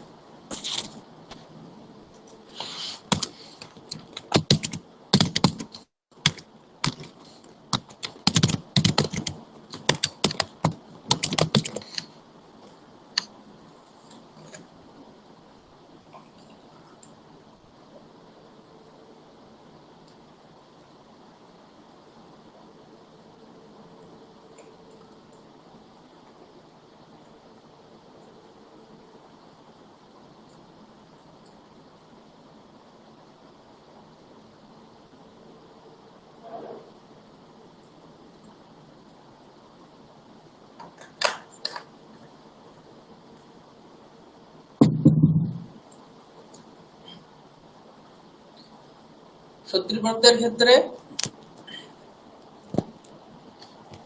কিছু কন্ডিশন আছে।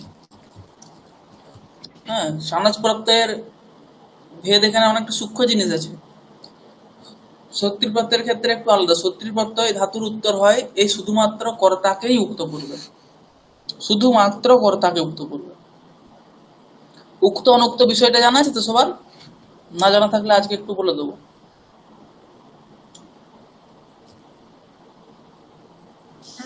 বলে দিলে ভালো হয়। উক্ত মানে হচ্ছে যে অর্থে আর কি প্রত্যয়টার বিধান হচ্ছে। তো সাধারণভাবে সমস্ত কৃত প্রত্যয়েরই কি হয়, কর্তরি অর্থেই বিধান হয়। তার জন্য কর্তরি অর্থে যেখানে বিধান হচ্ছে সেখানে স্পেশাল করে কিছু বলতে হয় না যে এটা কর্তরি অর্থে আছে। সাধারণভাবে বোঝা যাবে কি সবাই যে এটা কর্তরি অর্থে হচ্ছে। ঠিক তেমনি সত্রি প্রত্যয় কর্তরি অর্থে ধাতুর উত্তর হয়, মানে সে কর্তাকে উক্ত করে। কর্তাকে উক্ত করে মানে সত্রি প্রত্যয়ান্ত রূপটা কর্তার যে লিঙ্গ, যে বচন আর যে বিভক্তি আছে, সত্রি প্রত্যয়ান্তের রূপটাও সেই বিভক্তি, সেই লিঙ্গ, সেই বচন হবে। এটাই হচ্ছে উক্ত করা। আর যখন যে যাকে উক্ত করবে সেই সেখানে কিন্তু প্রথমা বিভক্তি হয়ে যাবে।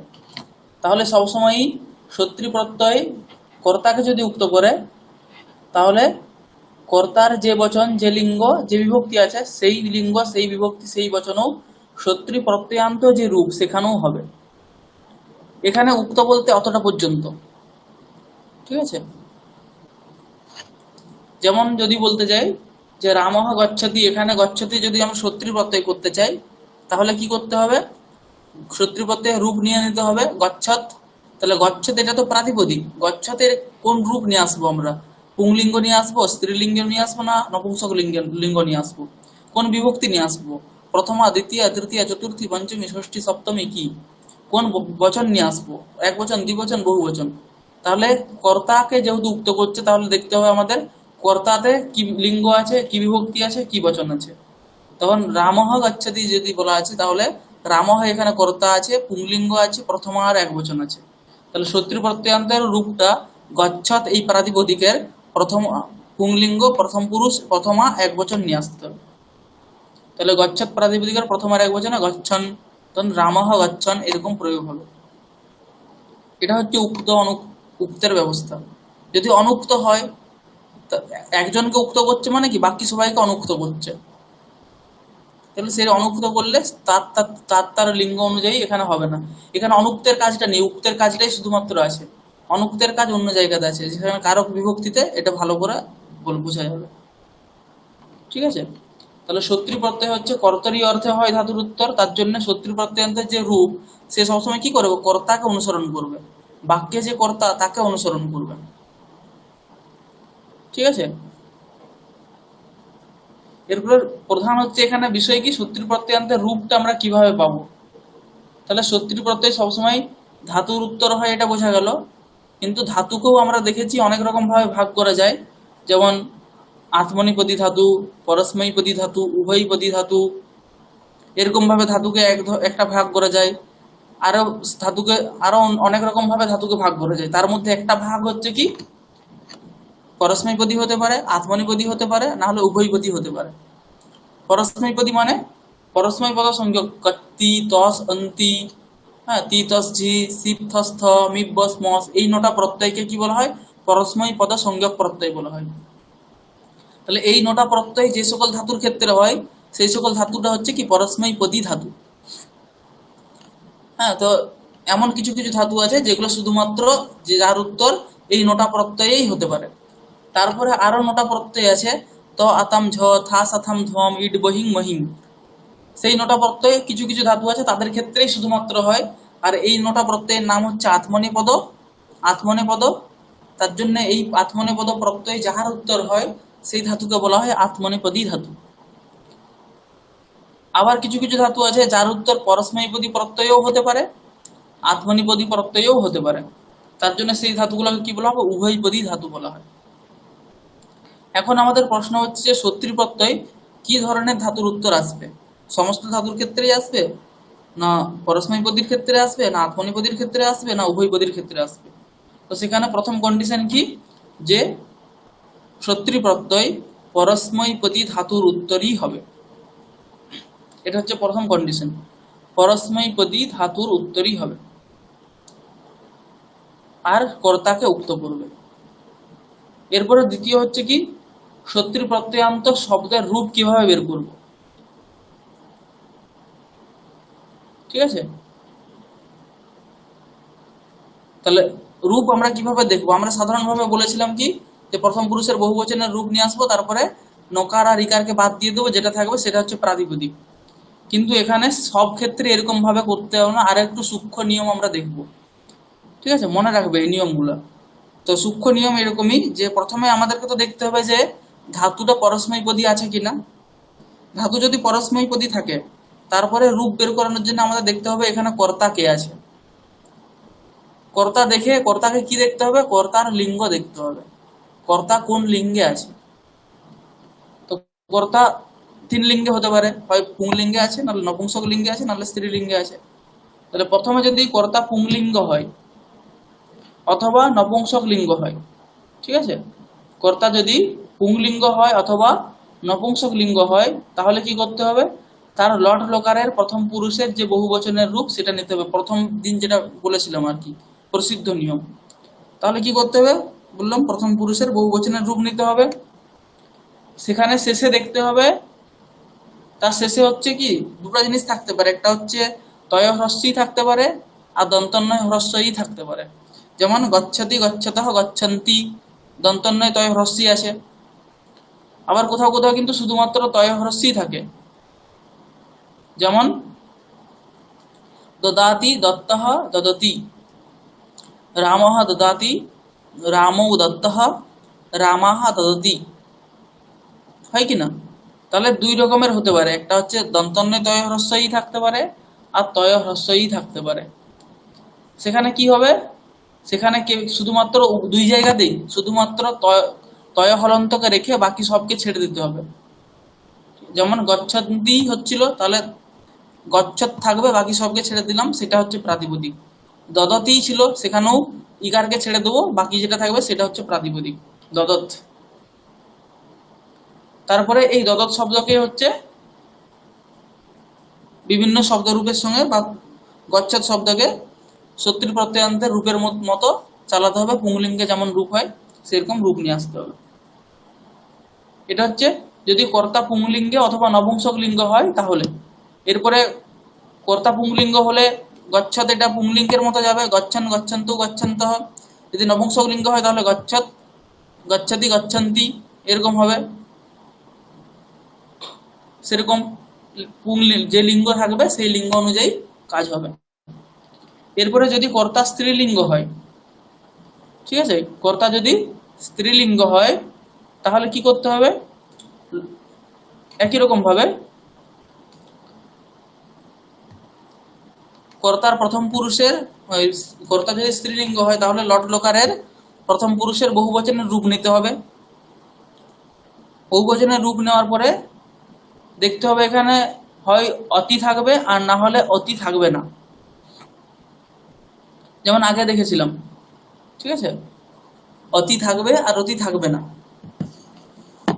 যেমন দদতি দেখলাম প্রথম পুরুষের বহুবচনে অতি নেই, এই দন্ত অতি আছে, ঠিক আছে, অতি দেখতে হবে এখানে। কিন্তু এখানে শুধুমাত্র তয় হ্রস্বই থাকলে হবে না, এখানে দেখতে হবে অতি আছে কি অতি নেই, ঠিক আছে। যেমন গচ্ছন্তি, এখানে অতি নেই তাহলে এর একটা আলাদা। দদতি এখানে অতি আছে তাহলে এর একটা আলাদা। পঠন্তি এখানে কি আছে, অতি নেই, এখানে দন্তন্বয় তি আছে নয়, কি বলছি মনে রাখতে হবে, এখানে অতি আছে কি নেই সেটা দেখতে হবে। হ্যাঁ, স্ত্রীলিঙ্গের রূপের ক্ষেত্রে কি দিয়ে বললাম, অতি আছে কি নেই সেটা দেখতে হবে। যদি অতি আছে তাহলে একটা আলাদা রূপ হবে, যদি অতি না থাকে তাহলে একটা আলাদা রূপ হবে। যদি অতি না থাকে, এই অতি যদি থাকে তাহলে কি করতে হবে, বহুবচনের রূপ নেব, তার অন্তিম যে ইকারটা আছে সেই ইকারটাকে ছেড়ে দেবো। ইকারটাকে ছেড়ে দিয়ে কি করব, একটা দীর্ঘ ইকার যোগ করে দেবো অতি যদি না থাকে, ঠিক আছে। যেমন গচ্ছন্তি ছিল, এখানে অতি নেই, তাহলে এর যে অন্তিম ইকারটা আছে সেই ইকারটাকে ছেড়ে দীর্ঘ ইকার করে দেবো। হ্রস্ব ইকার ছিল সেটা দীর্ঘ ইকার করে দেবো, কি হলো গচ্ছন্তি। তাহলে গচ্ছন্তি এটা হয়ে যাবে প্রাতিপদিক। এরপরে এর স্ত্রীলিঙ্গে নদী শব্দের মতো রূপ হবে, আর যেহেতু কর্তাকে উক্ত করে তার জন্য কর্তা অনুযায়ী এর রূপ চলবে। বোঝা গেছে?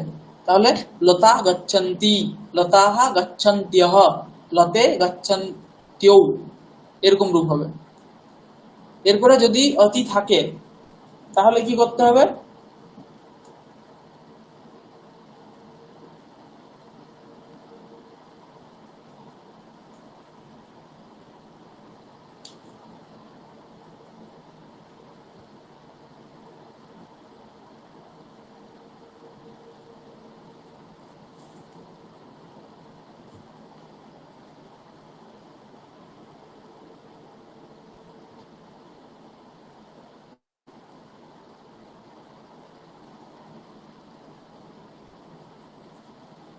অতি যদি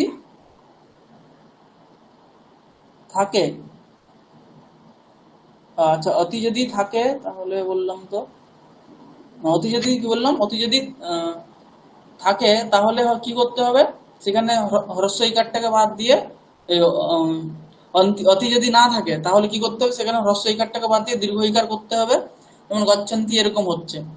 আর অতি যদি না থাকে তাহলে সেখানে হ্রস্ব ইকারটাকে দীর্ঘ ইকার করে দিলে যে রূপ হবে সেই রূপ চালাতে হবে। যেমন দদতি,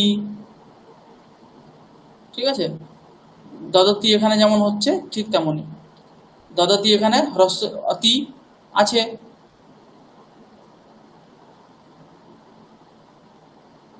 তার জন্য এখানে শেষের হ্রস্ব ইকারটাকে দীর্ঘ ইকার করে দিতে হবে, দিয়ে যেমন রূপ হয় সেরকম রূপ হবে।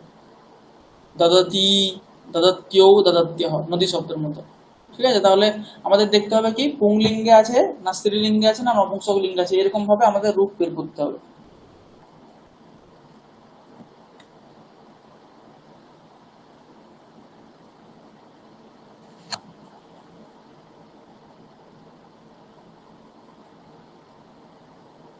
আচ্ছা আচ্ছা, এখানে একটু গোলমাল হয়ে গেছে। আমাদের প্রথম পুরুষের বহু বচনে নয়, প্রথম পুরুষের এক বচনে দেখতে হবে, ঠিক আছে। প্রথম ক্ষেত্রে পুংলিঙ্গে বা নপুংসক লিঙ্গের ক্ষেত্রে প্রথম পুরুষের বহু বচনের রূপ দেখতে হবে, আর স্ত্রীলিঙ্গে যদি হয়, এটা একটু গোলমাল হয়ে গেছে। হ্যাঁ, হ্যাঁ, সেটাই, তার জন্য উদাহরণটা মিলছিল না। এখানে হচ্ছে প্রথম পুরুষের এক বচনের রূপ নিতে হবে। প্রথম পুরুষের এক বচনের রূপ নিয়ে দেখতে হবে অতি আছে কি নেই। যেমন গচ্ছতি, এখানে অতি আছে, ঠিক আছে। আর করোতি, এখানে অতি নেই প্রথম পুরুষের এক বচনে। যেখানে প্রথম পুরুষের এক বচনে অতি আছে সেখানে কি করতে হবে, প্রথম পুরুষের এক বচনে যদি অতি থাকে, যেমন গচ্ছতি, এখানে সেখানে তার প্রথম পুরুষের বহুবচনের রূপ নিতে হবে, যেমন গচ্ছন্তি। সেখানে হ্রস্ব ইকারটাকে বাদ দিয়ে দীর্ঘ ইকার করে দিতে হবে, তারপরে তার রূপ হয়ে যাবে গচ্ছন্তি, এরকম রূপ হবে, ঠিক আছে। আর যেখানে লটলকারের প্রথম পুরুষের এক বচনে অতি থাকবে না, অতি থাকবে না, তার বহুবচনের রূপ নিতে হবে, যেমন করোতি কুরুতঃ কুরবন্তি। হ্যাঁ, করোতি এখানে প্রথম পুরুষের এক বচনে অতি নেই, ঠিক আছে। তার তার বহুবচনের যে রূপ আছে কুরবন্তি, সেখানে কি করতে হবে, দন্তন্য ইকারকে ছেড়ে দিতে হবে আর তয়া দীর্ঘ ই করে দিতে হবে, কুরবতি, এরকম রূপ হবে, কুরবতি কুরবত্যও কুরবত্যহ। বোঝা গেছে? এই জায়গাটা একটু রিফ্রেশ করে নাও। কি বললাম, পুংলিঙ্গে বা নপুংসক লিঙ্গ হলে তো ঠিক আছে, প্রথম পুরুষের বহুবচনের রূপ দেখতে হবে, তারপরে সেরকম রূপ করতে হবে। আর যদি স্ত্রীলিঙ্গ হয় তাহলে দেখতে হবে সেই ধাতুর প্রথম পুরুষের এক বচনে অতি আছে কি না। যদি অতি থাকে তাহলে তার প্রথম পুরুষের বহুবচনের রূপ নিতে হবে, সেখানে হ্রস্ব ইকারকে দীর্ঘ ইকার করে দিতে হবে, তাহলে সেটা হয়ে যাবে প্রাতিপদিক। যেমন গচ্ছতি, গচ্ছতি এখানে অতি আছে, তাহলে তার প্রথম পুরুষের বহুবচনের রূপ নিতে হবে গচ্ছন্তি, সেখানে হ্রস্ব ইকারটাকে ছেড়ে দিয়ে দীর্ঘ ইকার করে দিতে হবে গচ্ছন্তি, এটা হচ্ছে প্রাতিপদিক, সত্যি প্রত্যয়ান্ত প্রাতিপদিক স্ত্রীলিঙ্গে। এরপরে যদি প্রথম পুরুষের এক বচনে অতি না থাকে তাহলে কি করতে হবে, তার প্রথম পুরুষের বহুবচনের রূপ নিতে হবে, সেখানে দন্তন্য ইকারকে ছেড়ে দিয়ে আর হ্রস্ব ইকারের দন্তন্যকে ছেড়ে দিয়ে আর হ্রস্ব ইকারের দীর্ঘ ইকার করে দিতে হবে, তাহলে সেটা হবে সত্যি প্রত্যয় স্ত্রীলিঙ্গের রূপ। যেমন করোতি হয়, তার প্রথম পুরুষের বহুবচনে হচ্ছে কুরবন্তি, সেখানে দন্তন্যকে ছেড়ে দিলে কি হবে, কুরবতী, হ্রস্ব ইকার আছে তাকে দীর্ঘ করে দিতে হবে, কি হবে, কুরবতী, সেটা হচ্ছে প্রাতিপদিক। লতাহা কুরবতী, লতা লতা কুরবতী, লতে কুরবত্যৌ, লতাহা কুরবত্যহ, লতাহা গচ্ছন্তি, লতাহা গচ্ছন্ত্যৌ, লতাহা গচ্ছন্ত্যহ। বুঝা গেছে?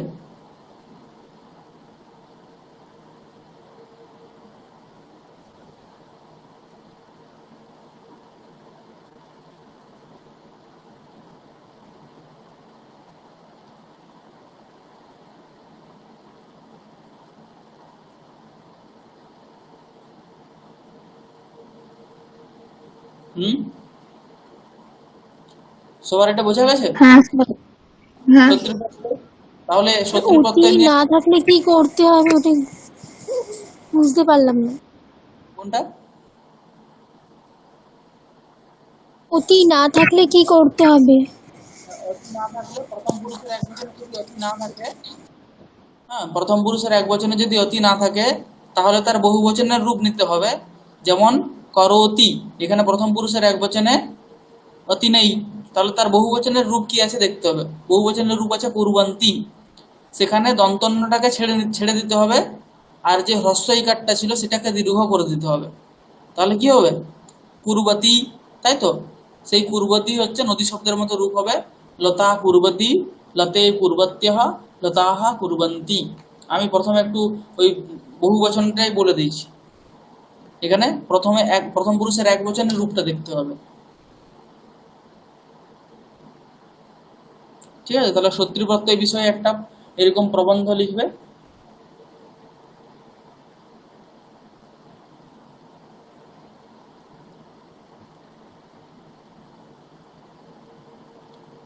তারপরে তার সেরকম রূপ হবে। যেমন একটা বাক্য যদি দিই তাহলে শত্রু প্রত্যয়ান্ত রূপ করে, হ্যাঁ, বাক্য রচনা ওরকম ভাবে তো হয়। যদি আমি বলি রামঃ, এরপরে শত্রু প্রত্যয়ান্ত বাক্য কিভাবে করতে হবে, রামঃ বিদ্যালয়ম গচ্ছতি একটা বাক্য আছে, এটাকে যদি আমি বলি যে সত্যির প্রত্যয়ান্ত দিয়ে করতে হবে, তাহলে কি করতে হবে? তো সত্যির প্রত্যয় দেখতে হবে এখানে সত্যির প্রত্যয়ের কন্ডিশন আছে কিনা। তো সত্যির প্রত্যয়ের কন্ডিশন আছে কিনা দেখো। হ্যাঁ আছে। প্রথম প্রথম কন্ডিশন আছে কি, ধাতুকে পরস্মৈপদী হতে হবে। ধাতু এখানে পরস্মৈপদী আছে, তাহলে এখানে হবে। তাহলে হতে গেলে আমাদেরকে রূপ নিয়ে আসতে হবে। রূপ নিয়ে আসার জন্য দেখতে হবে কি কর্তা কোন লিঙ্গে আছে। তাহলে কর্তা আছে এখানে রামহ, সে পুংলিঙ্গে আছে। তারপরে তাহলে আমাদেরকে রূপ বের করতে হবে। তখন দেখতে হবে এখানে গচ্ছতি, তার বহু বচনে কি আছে, গচ্ছন্তি আছে, দন্তন্বয় তয় হ্রস্বই আছে। সেখানে দন্তন্যকে আর ইকারকে বাদ দিয়ে দেবো, তাহলে হবে গচ্ছন। সেটা রাম শব্দের মতো রূপ হবে, তখন গচ্ছন হবে। তাহলে গচ্ছতি এই জায়গাতে কি রেখে দেবো, গচ্ছন, তাই তো, গচ্ছন। আর তার সঙ্গে একটা ক্রিয়াপদ যোগ করে দেবো, অস্তি।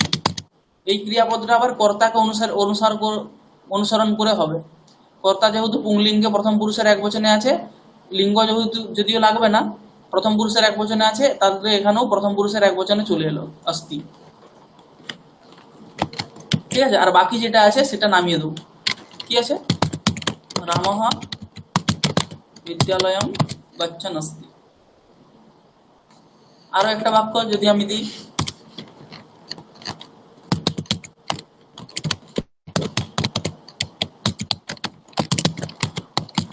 অন্নম খাদ্য, এটা কি হবে,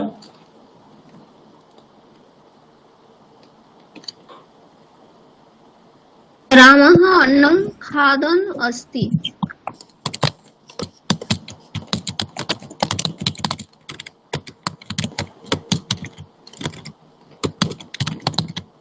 অস্তি।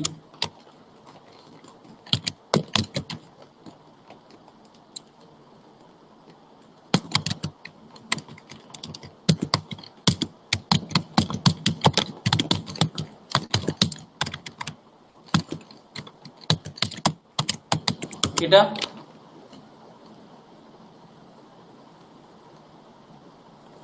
বয়ম সর্বনাম পদ, এখানে তো লিঙ্গ বুঝতে পারছি না।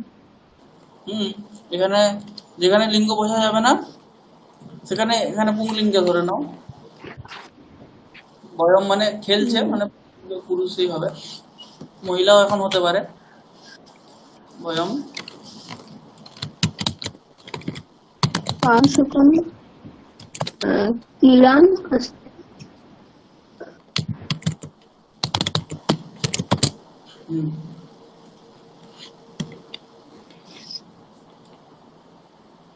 হুম এখানে একটু প্রবলেম হয়ে গেছে, আবার দেখি পারে কিনা কেউ।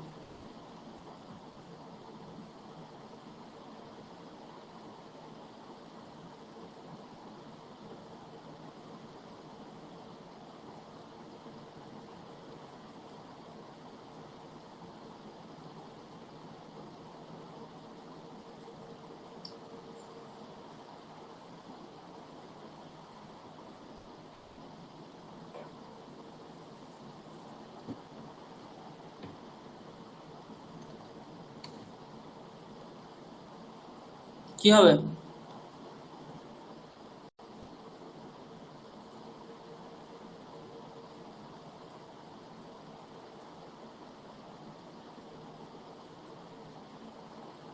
বয়ম যত বলা হয় ছাত্রাः ক্রীড়াংশুকম ক্রীড়ান ক্রীড়ান সন্তি अस्ति सन्ति। পাদ বন্দুকম पादकन्दुकं क्रीडान् ক্রীডন सन्ति। ক্রীডন क्रीडान् सन्ति। ক্রীডন সন্তি। এটাই এটাই তো যেটা क्रीडन्ति। হ্যাঁ হ্যাঁ হ্যাঁ হ্যাঁ হ্যাঁ স্যার। দেখতে না হবে। না না, এটা ক্রীড়ান হবে না, ক্রীড়ান্তাः ক্রীড়ান্তাः সन्ति। হ্যাঁ, ক্রীডন্তः সন্তি। এরপরে হ্যাঁ, যেটা ভুল ভেবেছিলাম মনে আছে, ঠিক আছে, আমি বললাম এখানে গোলমাল আছে। দেখো একটা বাক্য রচনা দিচ্ছি, হ্যাঁ,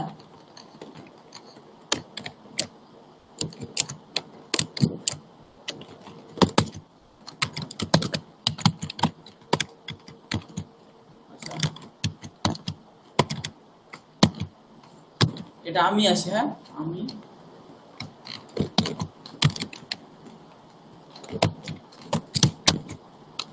আচ্ছা এবার ফন্টটা চেঞ্জ করতে হবে তো।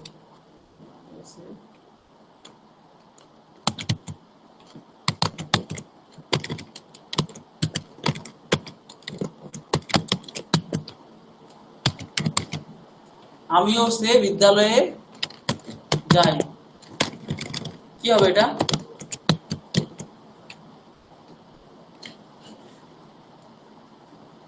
এটা বাক্য রচনা কি হবে?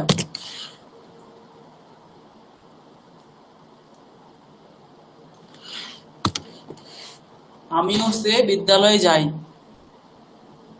বা আমিও সে বিদ্যালয়ে যাচ্ছি, এটা আর কি। अहं स च अहम स च विद्यालयं गच्छामि अहम सह च विद्यालयं विद्यालयं गच्छामि गच्छामि।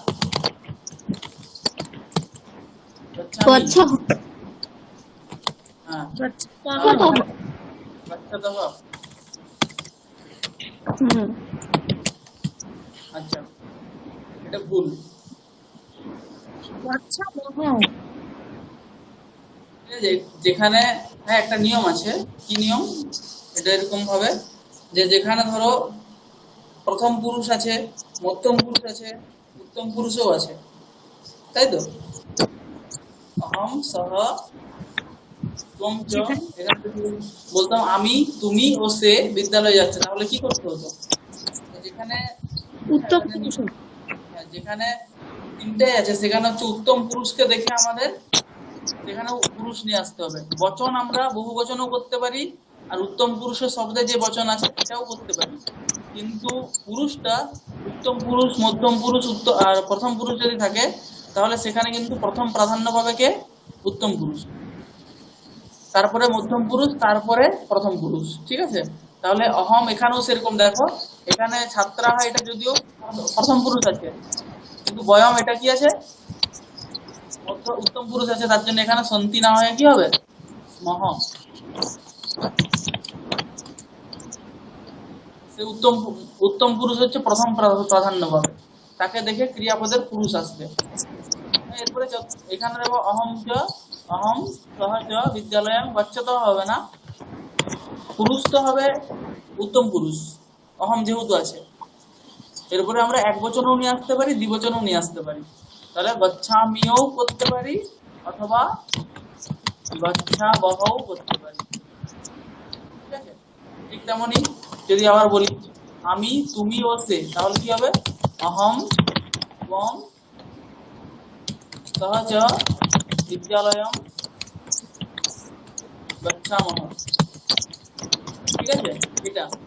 এরপরে ধরো একটা বাক্য আছে যেখানে ত্বম আছে, ত্বম সহ চ কি হবে? বিদ্যালয়ং,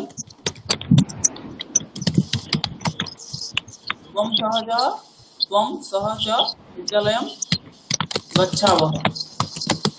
ঠিক আছে? আর অহম সহজ তো হলো, অহম ত্বম সহ হলো অহম ত্বম চ বিদ্যালয়ং গচ্ছামহ, গচ্ছামহ অথবা গচ্ছামি বা গচ্ছাবহ। আচ্ছা ত্বঞ্চ সহজ গচ্ছাবহ হবে না, গচ্ছতঃ।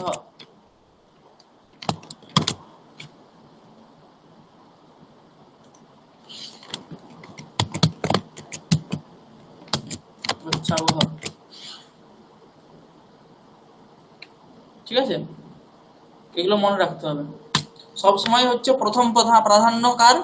উত্তম পুরুষের, দ্বিতীয় প্রাধান্য হচ্ছে মধ্যম পুরুষ, তারপরে হচ্ছে প্রথম পুরুষ। ঠিক আছে? ঠিক তেমনই এখানেও আরেকটা জিনিস আছে। যদি আমরা এখানে আমি বলছি কি রামঃ বিদ্যালয়ং গতবান, রামঃ লতা চ, কি হবে? গত কি হবে এখানে?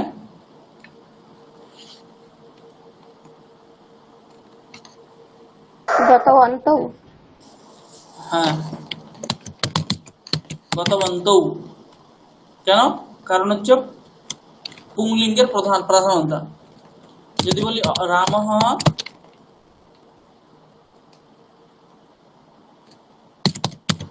তচ্চ রামঃ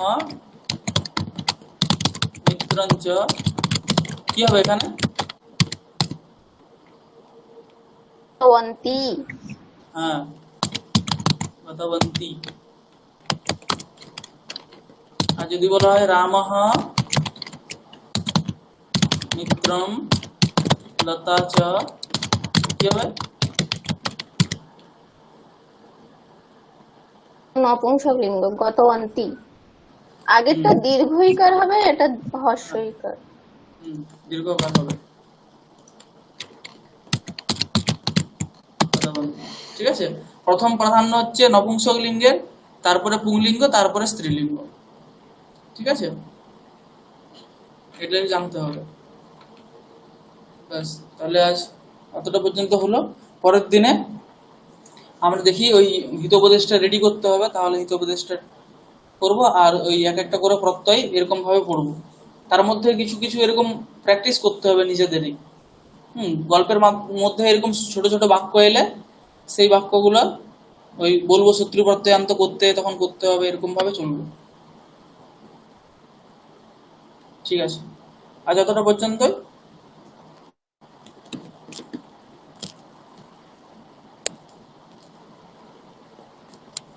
রাখছি। কারোর কোনো জিজ্ঞাসা আছে?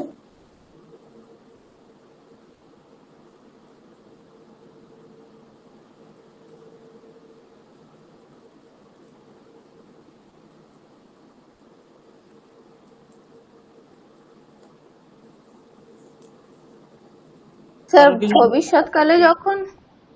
হুম ভবিষ্যৎকালে যখন ভাবে সপ্তমী প্রয়োগ হবে, হুম তখন মানে ওখানে আমরা কি প্রত্যয় যোগ করব, মানে কোন কৃত প্রত্যয়টা যোগ হবে? হুম তখনও আমরা শত্রু প্রত্যয়ই করব। হুম। ঠিক আছে, ওই বিষয়টা একদিন আসবে তাহলে, ভালো। ঠিক আছে, ঠিক আছে। ঠিক আছে। করিষ্যমাণম রূপটা শুনেছো কোথাও? করিষ্যমাণম তো হ্যাঁ লিটল, হ্যাঁ, মানে দৃঢ় ভবিষ্যৎকালে করে। সত্যি প্রত্যয় হলে একটা জফলা আসে, দন্তস্বই হ্যাঁ, জফলা। হ্যাঁ। ওইটা হচ্ছে ওই লিটের, মানে ভবিষ্যৎ কালে অর্থে শত্রু প্রত্যয় হয়, সানজ প্রত্যয়ও হয়। লিট বা সূত্র দিয়ে। লিট সদ্বা। লিট সৎবা, হ্যাঁ। হুম ঠিক আছে, তাহলে ওই বিষয়টা নিয়েও একদিন বলবো। ঠিক আছে, ভবিষ্যতে বিশেষত সতী সপ্তমী হয় না, কারণ সতী সপ্তমী হয় কখন? যখন এক আগে হয়ে গেছে যে ক্রিয়া, সেই ক্রিয়ার কাল জানা নেই, তখন। ভবিষ্যতে তো সে জানবেই, তাহলে সতী সপ্তমী সেখানে। একটা দিয়েছিলেন বাক্য, হ্যাঁ, যখন হ্যাঁ, বোন হ্যাঁ, ভাত হতেও খাবে পারে। তখন। তারপরে হয়ও, হয়ও, হয়ও, হয়ও সে যাবে কখন? যখন, আচ্ছা তখন বলেছে যে আচ্ছা যখন এই কাজটা হবে তখন আমি যাব, সেই ক্ষেত্রেও হতে পারে, না হওয়ার কিছু নেই। তুমি কখন যাবে? তখন বললে যে আমি যখন ও যাবে তখন আমি যাব, বা যখন এই কাজটা হবে, তুমি এই কাজটা যখন করতে যাবে তখন আমি যাব, সেখানে ভবিষ্যতে হতে পারে। আরেকটা হচ্ছে স্যার, যখন মানে কর্তা বুঝতে পারছি না, যেমন আপনি একটা উদাহরণ দিয়েছিলেন, যখন বই দেওয়া হয় তখন সে ছিল না। এখানে মানে কর্তা দেখে তো আমাদের ওখানে মানে শত্রু প্রত্যয়টা করতে হবে, কর্তা কিংবা কর্ম গুলো দেখে, হুম, কিন্তু কর্তা ওখানে দুটো এখানে তো বাক্য বুঝতে আছে, পারছি। যখন বই দেওয়া হয় তখন দুটো সে কর্তা ছিল না, আছে। আর প্রাইজ দেওয়ার সময় তুমি কোথায় ছিলে, এরকম দুটো বাক্য দিয়েছিলেন। হ্যাঁ, এখানে কর্তা বোঝা যাচ্ছে তো। প্রথম বাক্যেতে দুটো কর্তা আছে, যখন বই দেওয়া হচ্ছিল, তাহলে এখানে বই হচ্ছে হুম। প্রথম বাক্যের কর্তা, তখন তুমি ছিলে না, তুমি আরেকটা কর্তা। আর এখানে যখন প্রাইজ দেওয়া হয়, প্রাইজ হচ্ছে কর্তা, তখন তুমি কোথায় ছিলে, তুমি আরেকটা কর্তা। ঠিক আছে, তাহলে তো এগুলো বাকি যখন সব। বই দেওয়া হয়, হুম। এখানে বইটা তো কর্ম হচ্ছে, মানে বই দেওয়া কেউ একজন তো দিচ্ছে হ্যাঁ, কেউ একজন বইটা। দিচ্ছে বস্তুতঃ এই বাক্যে, যেহেতু এটা কর্মণি বাক্য আছে, বই দেওয়া হয় মানে কি এটা কর্মণি বলতে চাইছে, তাহলে সেখানে পুস্তকানি তো অপরটাই লাগিয়ে করতে হবে। প্রত্যয় লাগিয়ে করতে হবে। বলবো না, বাকিটা বলে দিচ্ছিলাম, তাহলে ওটা করবে তোমরা।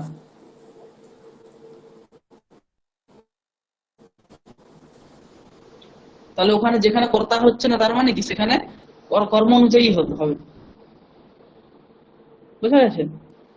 যেখানে কর্ম না এরকম হলে কর্তা আসছে ভাব, না সেখানে বুঝে নিতে হবে বাক্যটা কি বলতে বলবে। কর্মে আছে, না হলে মানে ভাব থাকলেও তো কর্তা থাকবে, হ্যাঁ, কর্মেই হবে। হ্যাঁ, হ্যাঁ, ঠিক আছে, তাহলে আজ অতটা পর্যন্তই রাখছি। হুম, আর কারোর ঠিক কিছু আছে। জিজ্ঞাসা আছে? আচ্ছা, রাখছি এখানে। ঠিক আছে কিছু দেবিকা কিছু? না স্যার, ঠিক আছে তাই বললাম।